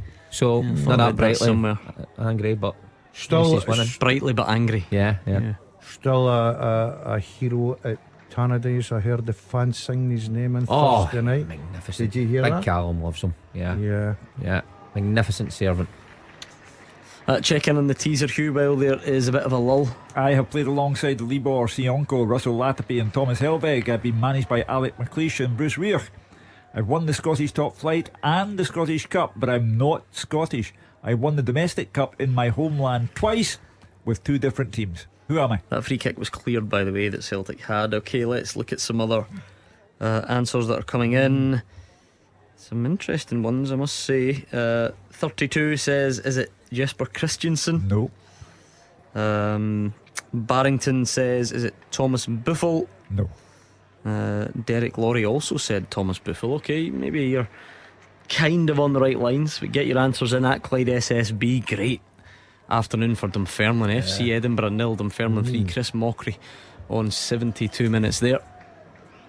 Yeah, Well- like you said, you have to fancy them to do well in that league. It's been a poor couple of years. Stephen Mill, big Dunfermline fan. All you hear is him complaining year after year. This might be the 1 year he celebrates something. Danny Millen on for Kyle Turner for the Jags. Partick still very keen to see that own goal from Jack McMillan. Yeah. I must admit, very keen indeed. I mean, imagine when I can only imagine him facing the other way and the ball coming off the back of his head. Imagine the anger when you get up, you shake off and you realise that you're 1-0 down. Oh yeah, but you've scored, so you'd feel good about yourself. Giacomakis has come on for David Turnbull. So Celtic So 2 really, up top. going for it in that regard. And I think it's the right call, because 2 up, yep. you know, if you've got that much possession, and I take it it's still that much possession, we've not heard anything else, then you're obviously going to be in the final third a lot more. Where do you need the bodies? In the box, not controlling the ball or having bodies behind the ball. So Giacomakis and Kyogo, right call for me. Yeah, I can't disagree with that. I like the fact that the manager's mixed up a little bit. You know, it's usually like for like, you know, whether it's a winger, you know, Abada for Maeda, or Forrest, or for Jota, you know, Kyogo, Giacomakis. But I said earlier it would have been very difficult to take one of the front 3 off, especially when you've had the possession you've had. So he's went with the 2 up top. Doesn't do it a lot, and it'll be interesting to see if it pays off. I wonder if it's something that they've ever worked in pre-season. I know he very rarely changes his shape, but he's got 2 out and out goal scorers there. Very lucky. I wonder if they've ever worked in, you know, we'll just go 2 up top, just a basic 4 midfield. I don't think there's Yeah. any doubt they would have worked. Oh, you in think it. so? Yeah, of course you do. And I just think it's the perfect match. Giacomakis, the big target man, Kyogo, always on the move. And when you're doing sort of a shooting drills as well, Mark, you would probably work with a twin striker and movement, getting the ball wide. So, look, they're 2 experienced guys. They're not young players that are learning the game. They should know the runs. They should know the movement. So it's a double threat through the middle, like for against Ross County. You would expect Rangers to be looking for a second, Hugh. In fact, Morelos almost getting a shot away. Good last ditch challenge from Joe Wright. You know, we spoke about it being at home. Like, I'm sure they will take it. If Celtic drop points, you know, they'll absolutely take it. But you would be looking for a more convincing scoreline, I'm sure. It's not convincing, but the usual moans about time wasting, this, that, the other. But they will not care if they're 2 points in front of Celtic after 2 games. The gloating between 5 o'clock and 6 o'clock tonight will be unmissable. And maybe we will get a second goal soon, just to put a bit of daylight between Rangers and Kilmarnock. Can Celtic find a goal to put them back in front, because it's level? Giacomakis, a header wide, got it all wrong there. That's nowhere near the target, and he's got that one all wrong. Morton 1, Cove Rangers 0. Jai Katongo for the Greenock side at home. I think that's a surprising one. Don't know why. I still expect Cove just to keep I think steamrolling because everyone. they've had 2 seasons of it. I know they're going to find it more difficult this season, a good result that would be. Jai Katongo, I mean, he's been one about guy. Yeah, he was very well thought. I think he got a bad injury, Mark. I think that's what sort of a stop to lad. But he's certainly a terrific talent. I think Cove this season, it will be. The championships are difficult. You look at Broth last year, brilliant. You've got teams in there like Partick, Inverness, Queen's Park, Dundee, for instance. You know, teams that are looking to come back up. So I think that's got to be a difficult season for Cove, but I think they'll do okay. If Rangers are looking for that second, it's not often a bad idea to turn to Scott Arfield. He's come on for Malik Tillman, Danny Armstrong on for Kyle Lafferty for Kilmarnock. We're at that stage, the changes are starting to happen. Ali Crawford, local to Motherwell, he's come on against them for Jamie Murphy, the goal scorer. Scotland international Jacob Brown has scored. Stoke 2, Blackpool 0. Are you talking to Ali Crawford after he embarrassed you in a golf competition a couple he did embarrass weeks ago? me. He did embarrass me. He played well. He got a few lucky. In fact, it was my partner that let me down. He's the worst teammate of all time, isn't he? A very good player, I've got to say. I would have hated playing with you. No, you wouldn't have. Just put the ball in the box, I'll get you your bonus. That's what I used to say. Just this blame culture. No, I speak honestly. My partner let me down on the day, but good to Ali Crawford, very talented boy. Eye to ball contact. I'll tell you what, we're all good at these sports. The response to the picture of you in your retro Ranger strip's been quite something. So you were down the back of the wardrobe, you were looking for a magazine to read, you found your old Rangers top, you brought it in a bin bag, it was all very mysterious. You put it on the show on Thursday and we took a picture. I've seen lots of compliments for negative stuff as well? No, not at all. Well, obviously, but I'm trying to focus on the positives about the way you're looking, the way you're aging. I've had offers from people wanting to buy the strip. It's for sale. So it's been quite the reaction, I have to say. Look, the way I look at it, jerseys and trophies, they only gather dust. Memories last forever, Gordon. That's the way I look at it. I listened to him during the week when he had all of his quotes. He's laughing. And I thought to myself, a high five, and I've just done a high five. he's a walking hallmark card. Anyway, Stevie Hamill, right off the top. This has probably happened to him a few times in his career, but entirely different circumstances. He's been booked by Willie Collum. Stevie Hamill. Well, the tension is mounting for him then, and rightly so, because it would be a setback for Stevie Hamill to lose at home to St Johnstone. But I'm getting the feeling of a day of setbacks. I think Ross County and Celtic will end a draw. A quiet man as well, is he, Stevie Hamill? You know, it just shows you the stresses of being on the touchline, and he understands what it means to the Motherwell fans losing at home. So I think he understands what it means to himself personally as well, Mark, because I think desperately he would love the job, right? And I don't blame the lad 1 minute. He's just doing what everybody else would do, but I think if he loses today to St Johnstone, I don't think he's in the running at all, and that's where I think it's unfair on the boy. I think that Alan Burrows and the Motherwell board should know exactly his strengths and everything about him, and say, yeah, he's a kind of guy that we are going to look at to take the club forward, not base it in results. Goal flashes with Clyde Built Home Improvements. Partick Thistle on level. It's Partick Thistle 1, Hamilton Accies 1. It was a terrific finish. The Accies defence may have been sleeping, but Brian Graham, near post finish, Fitzpatrick with the cross, and we did say it was coming, and it has indeed. So Partick Thistle are level. Well, he's a stalwart for Partick Thistle, Brian Graham. So Ian McCall now be looking to see if they can press home that advantage. Ange Postecoglou waiting to see if his team will ever break down this Ross County door. And apparently he doesn't like it when you mention on this show that he looks like Woody from Toy Story. So don't mention it. Did you played with him, Martin? Aye, Brian's a great lad. But the worry for Celtic now, Hugh, would be they're now not actually creating as much. You know, all day they've been creating chances and loads of the ball, but now when they really need the goal, they're not creating as much anymore. No, they've lost their way, and it will finish a draw. Quite often happens that though, as the game wears on.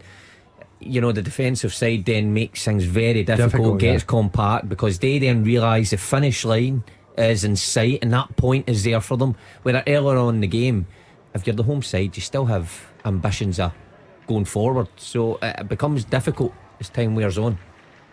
It really would be bad for Celtic. I don't coin the phrase for no good reason. If you're that tight with Rangers, and we've all had our guess at who will win the league, and we've more or less come down 50-50 in Celtic's favour or Rangers' favour, a draw is a disaster, and they're on their way to disaster. I mean, the thing is, I love the statement, and I get what Hugh means in terms of the drama, Mark. But for Ange Postecoglou, you started the season worse than this last year and won the league, so I don't think he'll be feeling disastrous on the 6th of August if it ends this way. No, that's where I slightly disagree with you. I get what he's saying in the context. If you're at Celtic, you're always expected to win. You go into every game thinking you'll win, and you get a draw, you'll be flat, of course. But I don't think anyone will be looking at it thinking, oh my goodness, what have we done here? This may cost us at the tail end of the season. I just kind of G's you up for the next game. You know what? It zones them in, saying that, look, there can't be too many of these. Both teams will drop points all throughout the season. It's just how you minimise that. And of course it's disappointing, but no disaster for me. But you all told me that 82% possession meant that, of course, a goal would come, and it did. It did, yeah. And now a second goal. But what's that? Well, it's not 82 possession exactly. now, The but possession's dropped. Did you not hear it when we told you that? Well, yeah. Robbie Mann's come on, young forwards, made his debut for Motherwell. Connor Shields gone off, that's one thing. Obviously Stevie Hamill very much in tune with what's happening in the academy, given a couple of debuts. Kilmarnock with a bit of pressure now. Alan Power's shot deflected over. Danny Armstrong's had one blocked. I'm sure that will be a nervier finish than Rangers fans anticipated, but as things stand, Hugh's quite rightly pointing out, it would be a good day for them in terms of the league table if nothing changes. Bizawan's header from a tight angle's cleared for a corner. Aberdeen are quite comfortable now, you'd have to say. St Mirren down to 10 men for a while, and the scoreline stays 3-1. Give us a 5-minute warning on the teaser, Hugh. Just read the question. I won't bother with any wrong answers right now. I played alongside Libor Sionko, Russell Latipi and Thomas Helveg. I've been managed by Alex McLeish and Bruce Rioch. I've won the Scottish Top Flight and the Scottish Cup, but I'm not Scottish. I won the Domestic Cup in my homeland twice with two different teams. Who am I? Quick, at Clyde SSB, you're running out of time. County have got a free kick on the left side of the box. Jordan White's come on. Now, he scored the goal that ended Neil Lennon's time, correct, didn't he? Yeah. And he also just seems to score for fun against Rangers. Scored last week against Hearts. He pretty much only scored against Rangers last season. But a chance to do it against Celtic again this afternoon. Perhaps Airdrie 3, Falkirk 0. Yeah. Gabriel McGill with the goal. What a start for Rhys McCabe. 29, is he still 29? No, he's turned 30 now. Oh, has he? Aye. Oh, he's an elder statesman now then, isn't he? What? They get beat last week, didn't they? Away at Broth. Am I correct there, Joe? No, that was a cup tie. That was a cup tie. Yeah. Did they get beat? Try and tune in.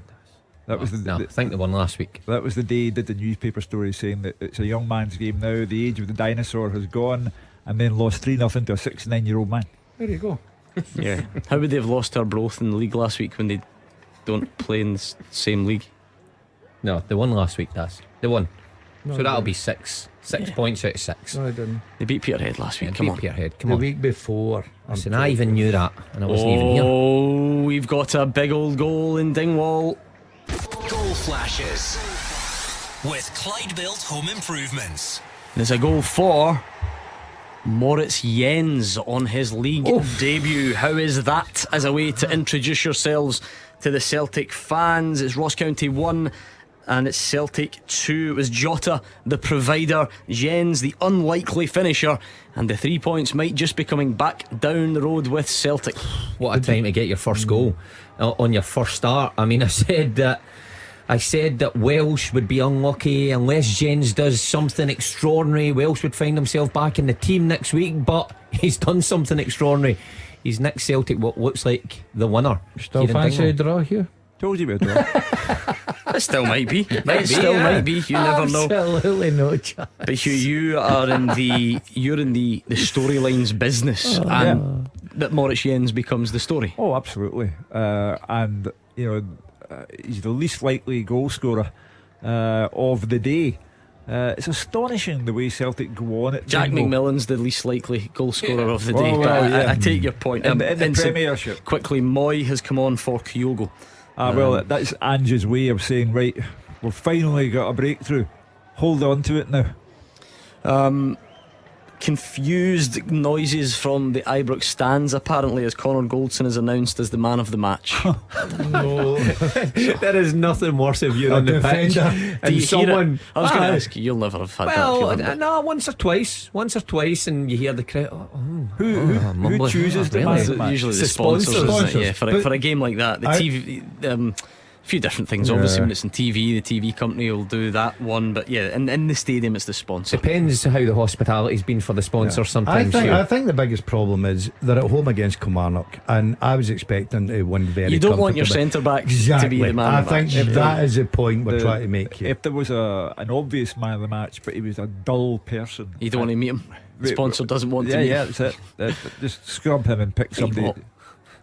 The Falkirk years are fascinating. 4-0 down now at Airdrie. Incredible. Salim Kudir Issa. They've tried a lot of What managers. a size of club to be in that. And do you know what? See, when you look through their squad again, Gordon, that shows you that why football is not played on paper, but just the personnel is all recognisable names in League One. You look at guys that have played in the top flight: Cole Donaldson, Brad Mackay, Sean Mackey, Stephen McGinn, friend of the show, Aidan Nisbet. Yep. Or, if it's not Premiership players, top end Championship or good Championship, Gary Oliver, Juan Alegria is there on loan from Rangers. It just. And the surprising Constant. thing as well, Gordon, is they've had good managers, and they've got a good manager. John McGlynn is a very well respected manager around those divisions, knows the game inside out. I thought he was terrific at Wraith, but he decided to go with Falkirk, and it's just a poison challenge just now, Falkirk. I don't know what it is about it. 6 minutes stoppage time at Fir Park. It does include that time for the fans' protest earlier on. So, and I wonder if the Motherwell fans protest, get a bit of time added on, and then score a goal. That would be the plan, wouldn't it? Yeah. Until St Johnstone score. Flashes with Clyde Built Home Improvements. And they have. Motherwell on level. Motherwell 1, St Johnstone 1, into that 6 minutes added on, and the Steelmen are level. Will that be enough for Stevie Hamill? Well, that's a question for a different day, but it looks like they've rescued a point, albeit still quite a few minutes of that additional time to go. The Motherwell fans may have been protesting earlier on, but they are celebrating now. It actually looked a bit like an own goal, a bit of confusion. Not entirely sure who took that final touch at the moment. I don't think the Motherwell fans will be caring. No, I said that my predictions, and I know Mark looked at me strangely. I thought it'd be a draw, Gordon. But it'll be interesting to see what. Listen, he's made changes. I don't know. Maybe we'll hear from Fraser. Were the changes that made the difference? Well, I think Stephen O'Donnell flicked a corner on. It kind of ricocheted around a few bodies and ended up in the back of the net. Doesn't matter. It's 4 out of 6 for him. Is it enough for him to be considered for a job? I keep saying. Goal at Ibrox. Goal flashes with Clyde Built Home Improvements. Can you hear that sigh of relief? That's the Rangers fans, because it might have looked like a narrow finish, but not when Alfredo Morelos is in town. Hugh Keevins, I said you were in the business of storylines. Yep. Well, how's that? First game in 5 months. He's bleached the hair. The Rangers fans are delighted to see him back, and it was a good run from Matondo to set him up, and he taps in at the back post, doing what Morelos does. And I think that makes him a starter against USG on Tuesday night. He was there today for the purpose of getting himself ready for the Champions League qualifier. Rangers cannot afford to go out of the competition at this stage, and I think that goal, even though Cholak got the first one, I think that goal means Morelos starts on Tuesday. No doubt for me. I said that. If he comes on and he finishes this game fit, he starts.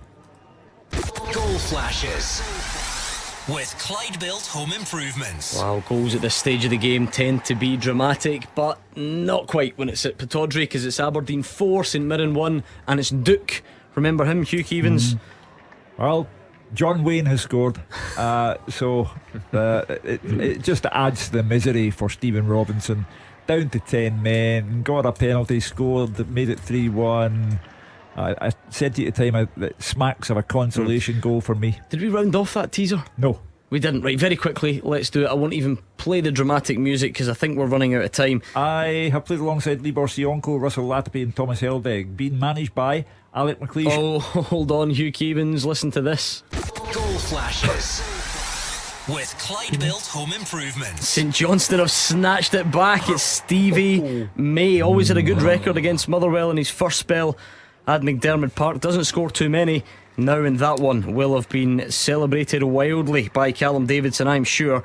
Motherwell thought they had rescued a point, but a loose ball from the corner fires high into the net from 8 yards, and St Johnstone looks like we'll head home with all 3 points. Let me give you the journalistic reaction to that. Stevie May, Stevie Hamill won't.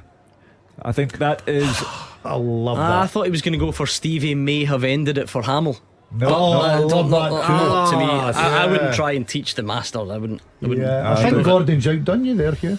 Well, We can argue with that at the break. It's an important goal. Oh, it's a shocker for everyone concerned. And I go back to what you were talking about, the Motherwell protest. Sorry, Hugh. Goal flashes with Clyde Built Home Improvements. It's a goal in Dingwall, and it's for Celtic. It's Leela Abada on at the break. He rounds it off, puts a bit of daylight between the sides. Ross County 1, Celtic 3. A brilliant curling finish from Abada. What a late show we've got here. Yeah. Will we get this teaser over and done with? Yeah, go on. I played alongside Libor Sionko, Russell Latapy and Thomas Helbig, being managed by Alec McLeish and Bruce Rioch, won the Scottish Top Flight and the Scottish Cup, but I'm not Scottish. I won the Domestic Cup in my homeland twice with 2 different teams. I am Ulrich Larsson. Ulrich Larsson. If you got that, you know your stuff. Mark Wilson and Gordon Duncan obviously don't. They were miles off it. But what a response on Twitter. Peter Gray, well done to you, 3rd place. Jamie McBride in 2nd, and Scott Connie is the winner of the second half teaser. Well done to the 3 of you. What a finish we've had today afternoon. Where were they all afternoon? They all started scoring like mad now. Yeah, Abada's goal, very special by all accounts. It's going to be tough to top Jota's from last week. Possibly not quite in that regard, but a curling finish into the top corner. Celtic will come down the road with all 3 points. They will find that Rangers have done the same. I don't know, will they pass St Johnstone at any stage? But they've got 3 points as well. No more than Celtic deserve those 3 goals. For the amount of chances they created, they should have been further ahead. Made a wee bit heavy weather, is Hugh's term, midway through that second half, but a good 3 points. Yeah, terrific 3 points. You know, at half time we're looking at Celtic and Rangers 0-0. Will it be a hard afternoon? Both have scored in the second half. That's what they do. That's why they'll be up there challenging each other for a title. But disappointing for Park, really is. Well, it is, and it's finished. Let's speak to Fraser Wishart. It's finished here. What a dramatic finish, a roller coaster emotions for the Motherwell supporters. Just it looked like St Johnstone were going to hang on and win 1-0 with the first half. Jimmy Murphy goal. They grabbed an equaliser when Stephen O'Donnell flicked the ball and it looked like it hit Graham Carey last before trickling into the net. It looked like a point for Motherwell, but drama in the 95th minute when Stevie May fired a loose ball home to see all 3 points going up the road to Perth. There weren't too many chances in the first half. St Johnstone the better side. Motherwell fans showing their disappointment at their team's play. It was an excellent goal though for St Johnstone in 28 minutes, right with the long pass. Theo Blair flicked the ball into the path of Jimmy Murphy and an inside right position, 12 yards out. Brilliant drilled low finish past the goalkeeper. Stevie Hamill made 2 subs at half time. Offord and Cornelius on from Maguire and Morrison. It made an impact. They were immediately brighter. Van Veen with a lovely pass through to Offord, denied in act of scoring by a brilliant Mitchell tackle. But St Johnstone still dangerous on the break. McPherson sent Murphy clear on the left hand side. 2v1, he should have done better. His low cross into the 6-yard box. Blair was about to tap it home, but a sliding clearance from Johansson cleared the ball. From then on it was really Motherwell who were on attack all the time. Van Veen's shot, comfortable save for Matthews, then hesitancy in St Johnstone, 6-yard box between Matthews and Montgomery, and the ball ricocheted off 2 or 3 players and just over the bar onto the roof of the net. But although playing better in the second half, Motherwell still struggling to create a real clear cut chance at goal. Plenty of pressure. Van Veen flicked a Shields cross just wide in 75 minutes. Ross Tierney then went down in the box, no penalty, crowd angry, Stevie Hamill booked, and Sean Goss then mishit a volley as it bounced over the goalkeeper. Brilliant tip over by Matthews, and you thought Motherwell's chance had gone, but they finally got that equaliser. 91st minute, Sean Goss with the in-swinging corner. Stephen O'Donnell got his head to the ball as he flicked it towards the back post. It hit a couple of defenders. It looked like it hit Graham Carey last and rolled into the back of the net. As I said, the 95th minute, a cruel winner, because Motherwell probably deserved a point for St Johnstone. McPherson with the in-swinging corner, just not cleared by the Motherwell defence, as Stevie May, as he often does, first onto the loose ball, and he fired the ball high into the net from 8 yards, and no time for Motherwell to recover to perhaps get a point that their game deserved. Full time at Fir Park, Motherwell 1, St Johnstone 2. Motherwell fans, what do you make of that? Where do you go from here in the dugout? What about Dingwall, David Friel?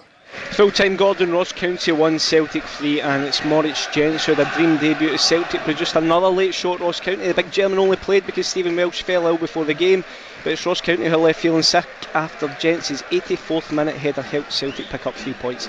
Alex Jakaviti cancelled out Kyogo's opener. It looked like Alki Mackay's side would take a point, but Jens put Celtic back in front with 6 minutes to go, and Liel Abada then made it 3-1 in injury time. It wasn't quite Tony Ralston 97th minute stuff, but this was a win Celtic fully deserved. The first half was one-way traffic. Celtic had 82% possession and 14 attempts on goal, but they couldn't find a way past Ross Laidlaw in that first 45. David Turnbull, Jota, Mattarelli all came close before Dyson Maida had a shot save just before the break. Maida was replaced by Abada at half-time, and Celtic were 1-0 up within 3 minutes of the restart.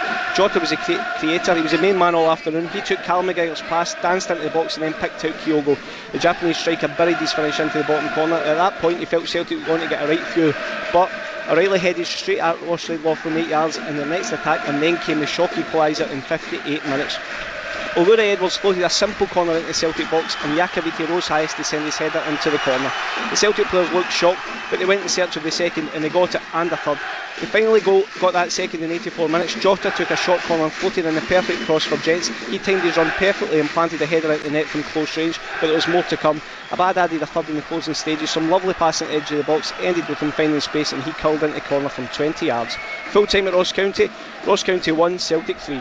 It's also full time, I think, at Pittodrie, Dave Galloway. Yeah, full time Aberdeen 4, St Mirren 1. 24 minutes gone and the Dons went ahead. Bissowin cracked a really fine drive off the post. Scales' effort from the rebound hit Gallagher's arm. He'd already been booked, so off he went. Away boss Stephen Robinson, incidentally, furious with the penalty ward. However, Majowski made no mistake with his spot kick.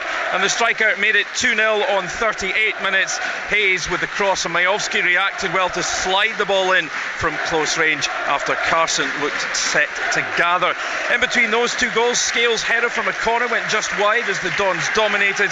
No surprise to see them go 3 ahead in the 45th minute. A screamer by debutant Clarkson from around 20 yards. A sweet strike into the top corner of the net.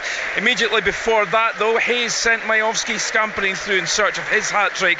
However, Carson made a fine block. 10-man Saints reduced the deficit after 53 minutes. Hayes brought down Kilty in the box, and Ayunga scored from the spot, although Roos did get a hand to the ball and almost stopped it going in. Aberdeen remained well on top. Majowski again burst through. Carson saved well and then made a brilliant reaction stop to deny Bissowin on the follow-up. Bissowin then went close with a header from a tight angle, which was cleared behind for a corner. Saints, it has to be said, they do deserve credit for an improved second half performance. You know, with 10 men they steadied the ship at least, and they looked more solid. But on 87 minutes, Lopez was sent in on goal and finished very coolly to make it 4-1. A convincing display from the hosts. It ended at Pittodrie. Aberdeen 4, St Mirren 1. What about the championship at Firhill, Roger Hannah? Finished Partick Thistle 1, Hamilton Accies 1. The Jags needed Brian Graham, a terrific finish, just 7 minutes from the end to rescue a point in what would have been a disastrous home defeat in their first game here at Firhill in the championship campaign. They started brightly, they forced all the play. Kyle Turner had a chance, Harry Milne headed just wide, Aidan Fitzpatrick tested Ryan Fulton in the Accies goal, and young Cole McKinnon on loan from Rangers drilled a shot wide as they've tried to force a breakthrough in the first half. But just when they were really building a head of steam before the break, just a couple of minutes to go goal before that break. They fell behind to the most incredible own goal I think I've ever seen. There was no danger, a long through ball. Goalkeeper David Mitchell come outside his box to clear the danger. He had all the time in the world, but inexplicably booted the ball against his centre half Jack McMillan. He floored McMillan. The ball flew back past Mitchell, and as he turned and the rest of his back four tried to catch it, it just dribbled over the line to give the Ackies a lead that they scarcely deserved at the break. They tried to push for a second into the second half. Matthew Shields' cross-come shot eluded Mitchell but came back off the face of the bar. At that stage Thistle were wobbling, but they really threw everything at it in the final quarter. On went Scott Tiffany, on went Danny Mullen, on went Tony Weston in search of the goal. In 7 minutes from the end they got it. Aidan Fitzpatrick found space on the right hand side, fizzed a lovely cross into the near post, and with the Ackies defence caught in their heels, Brian Graham nipped in to flash a finish past Fulton and into the back of the net. Both sides had a glimpse in the last 7 minutes of what might have been a dramatic equaliser. Substitute John Pierre Teehee forced a save from from Mitchell, and the Jags goal went in at the other end. Hamilton keeper Fulton, he deep into injury time with the final save with a fine back post save to deny substitute Tiffany.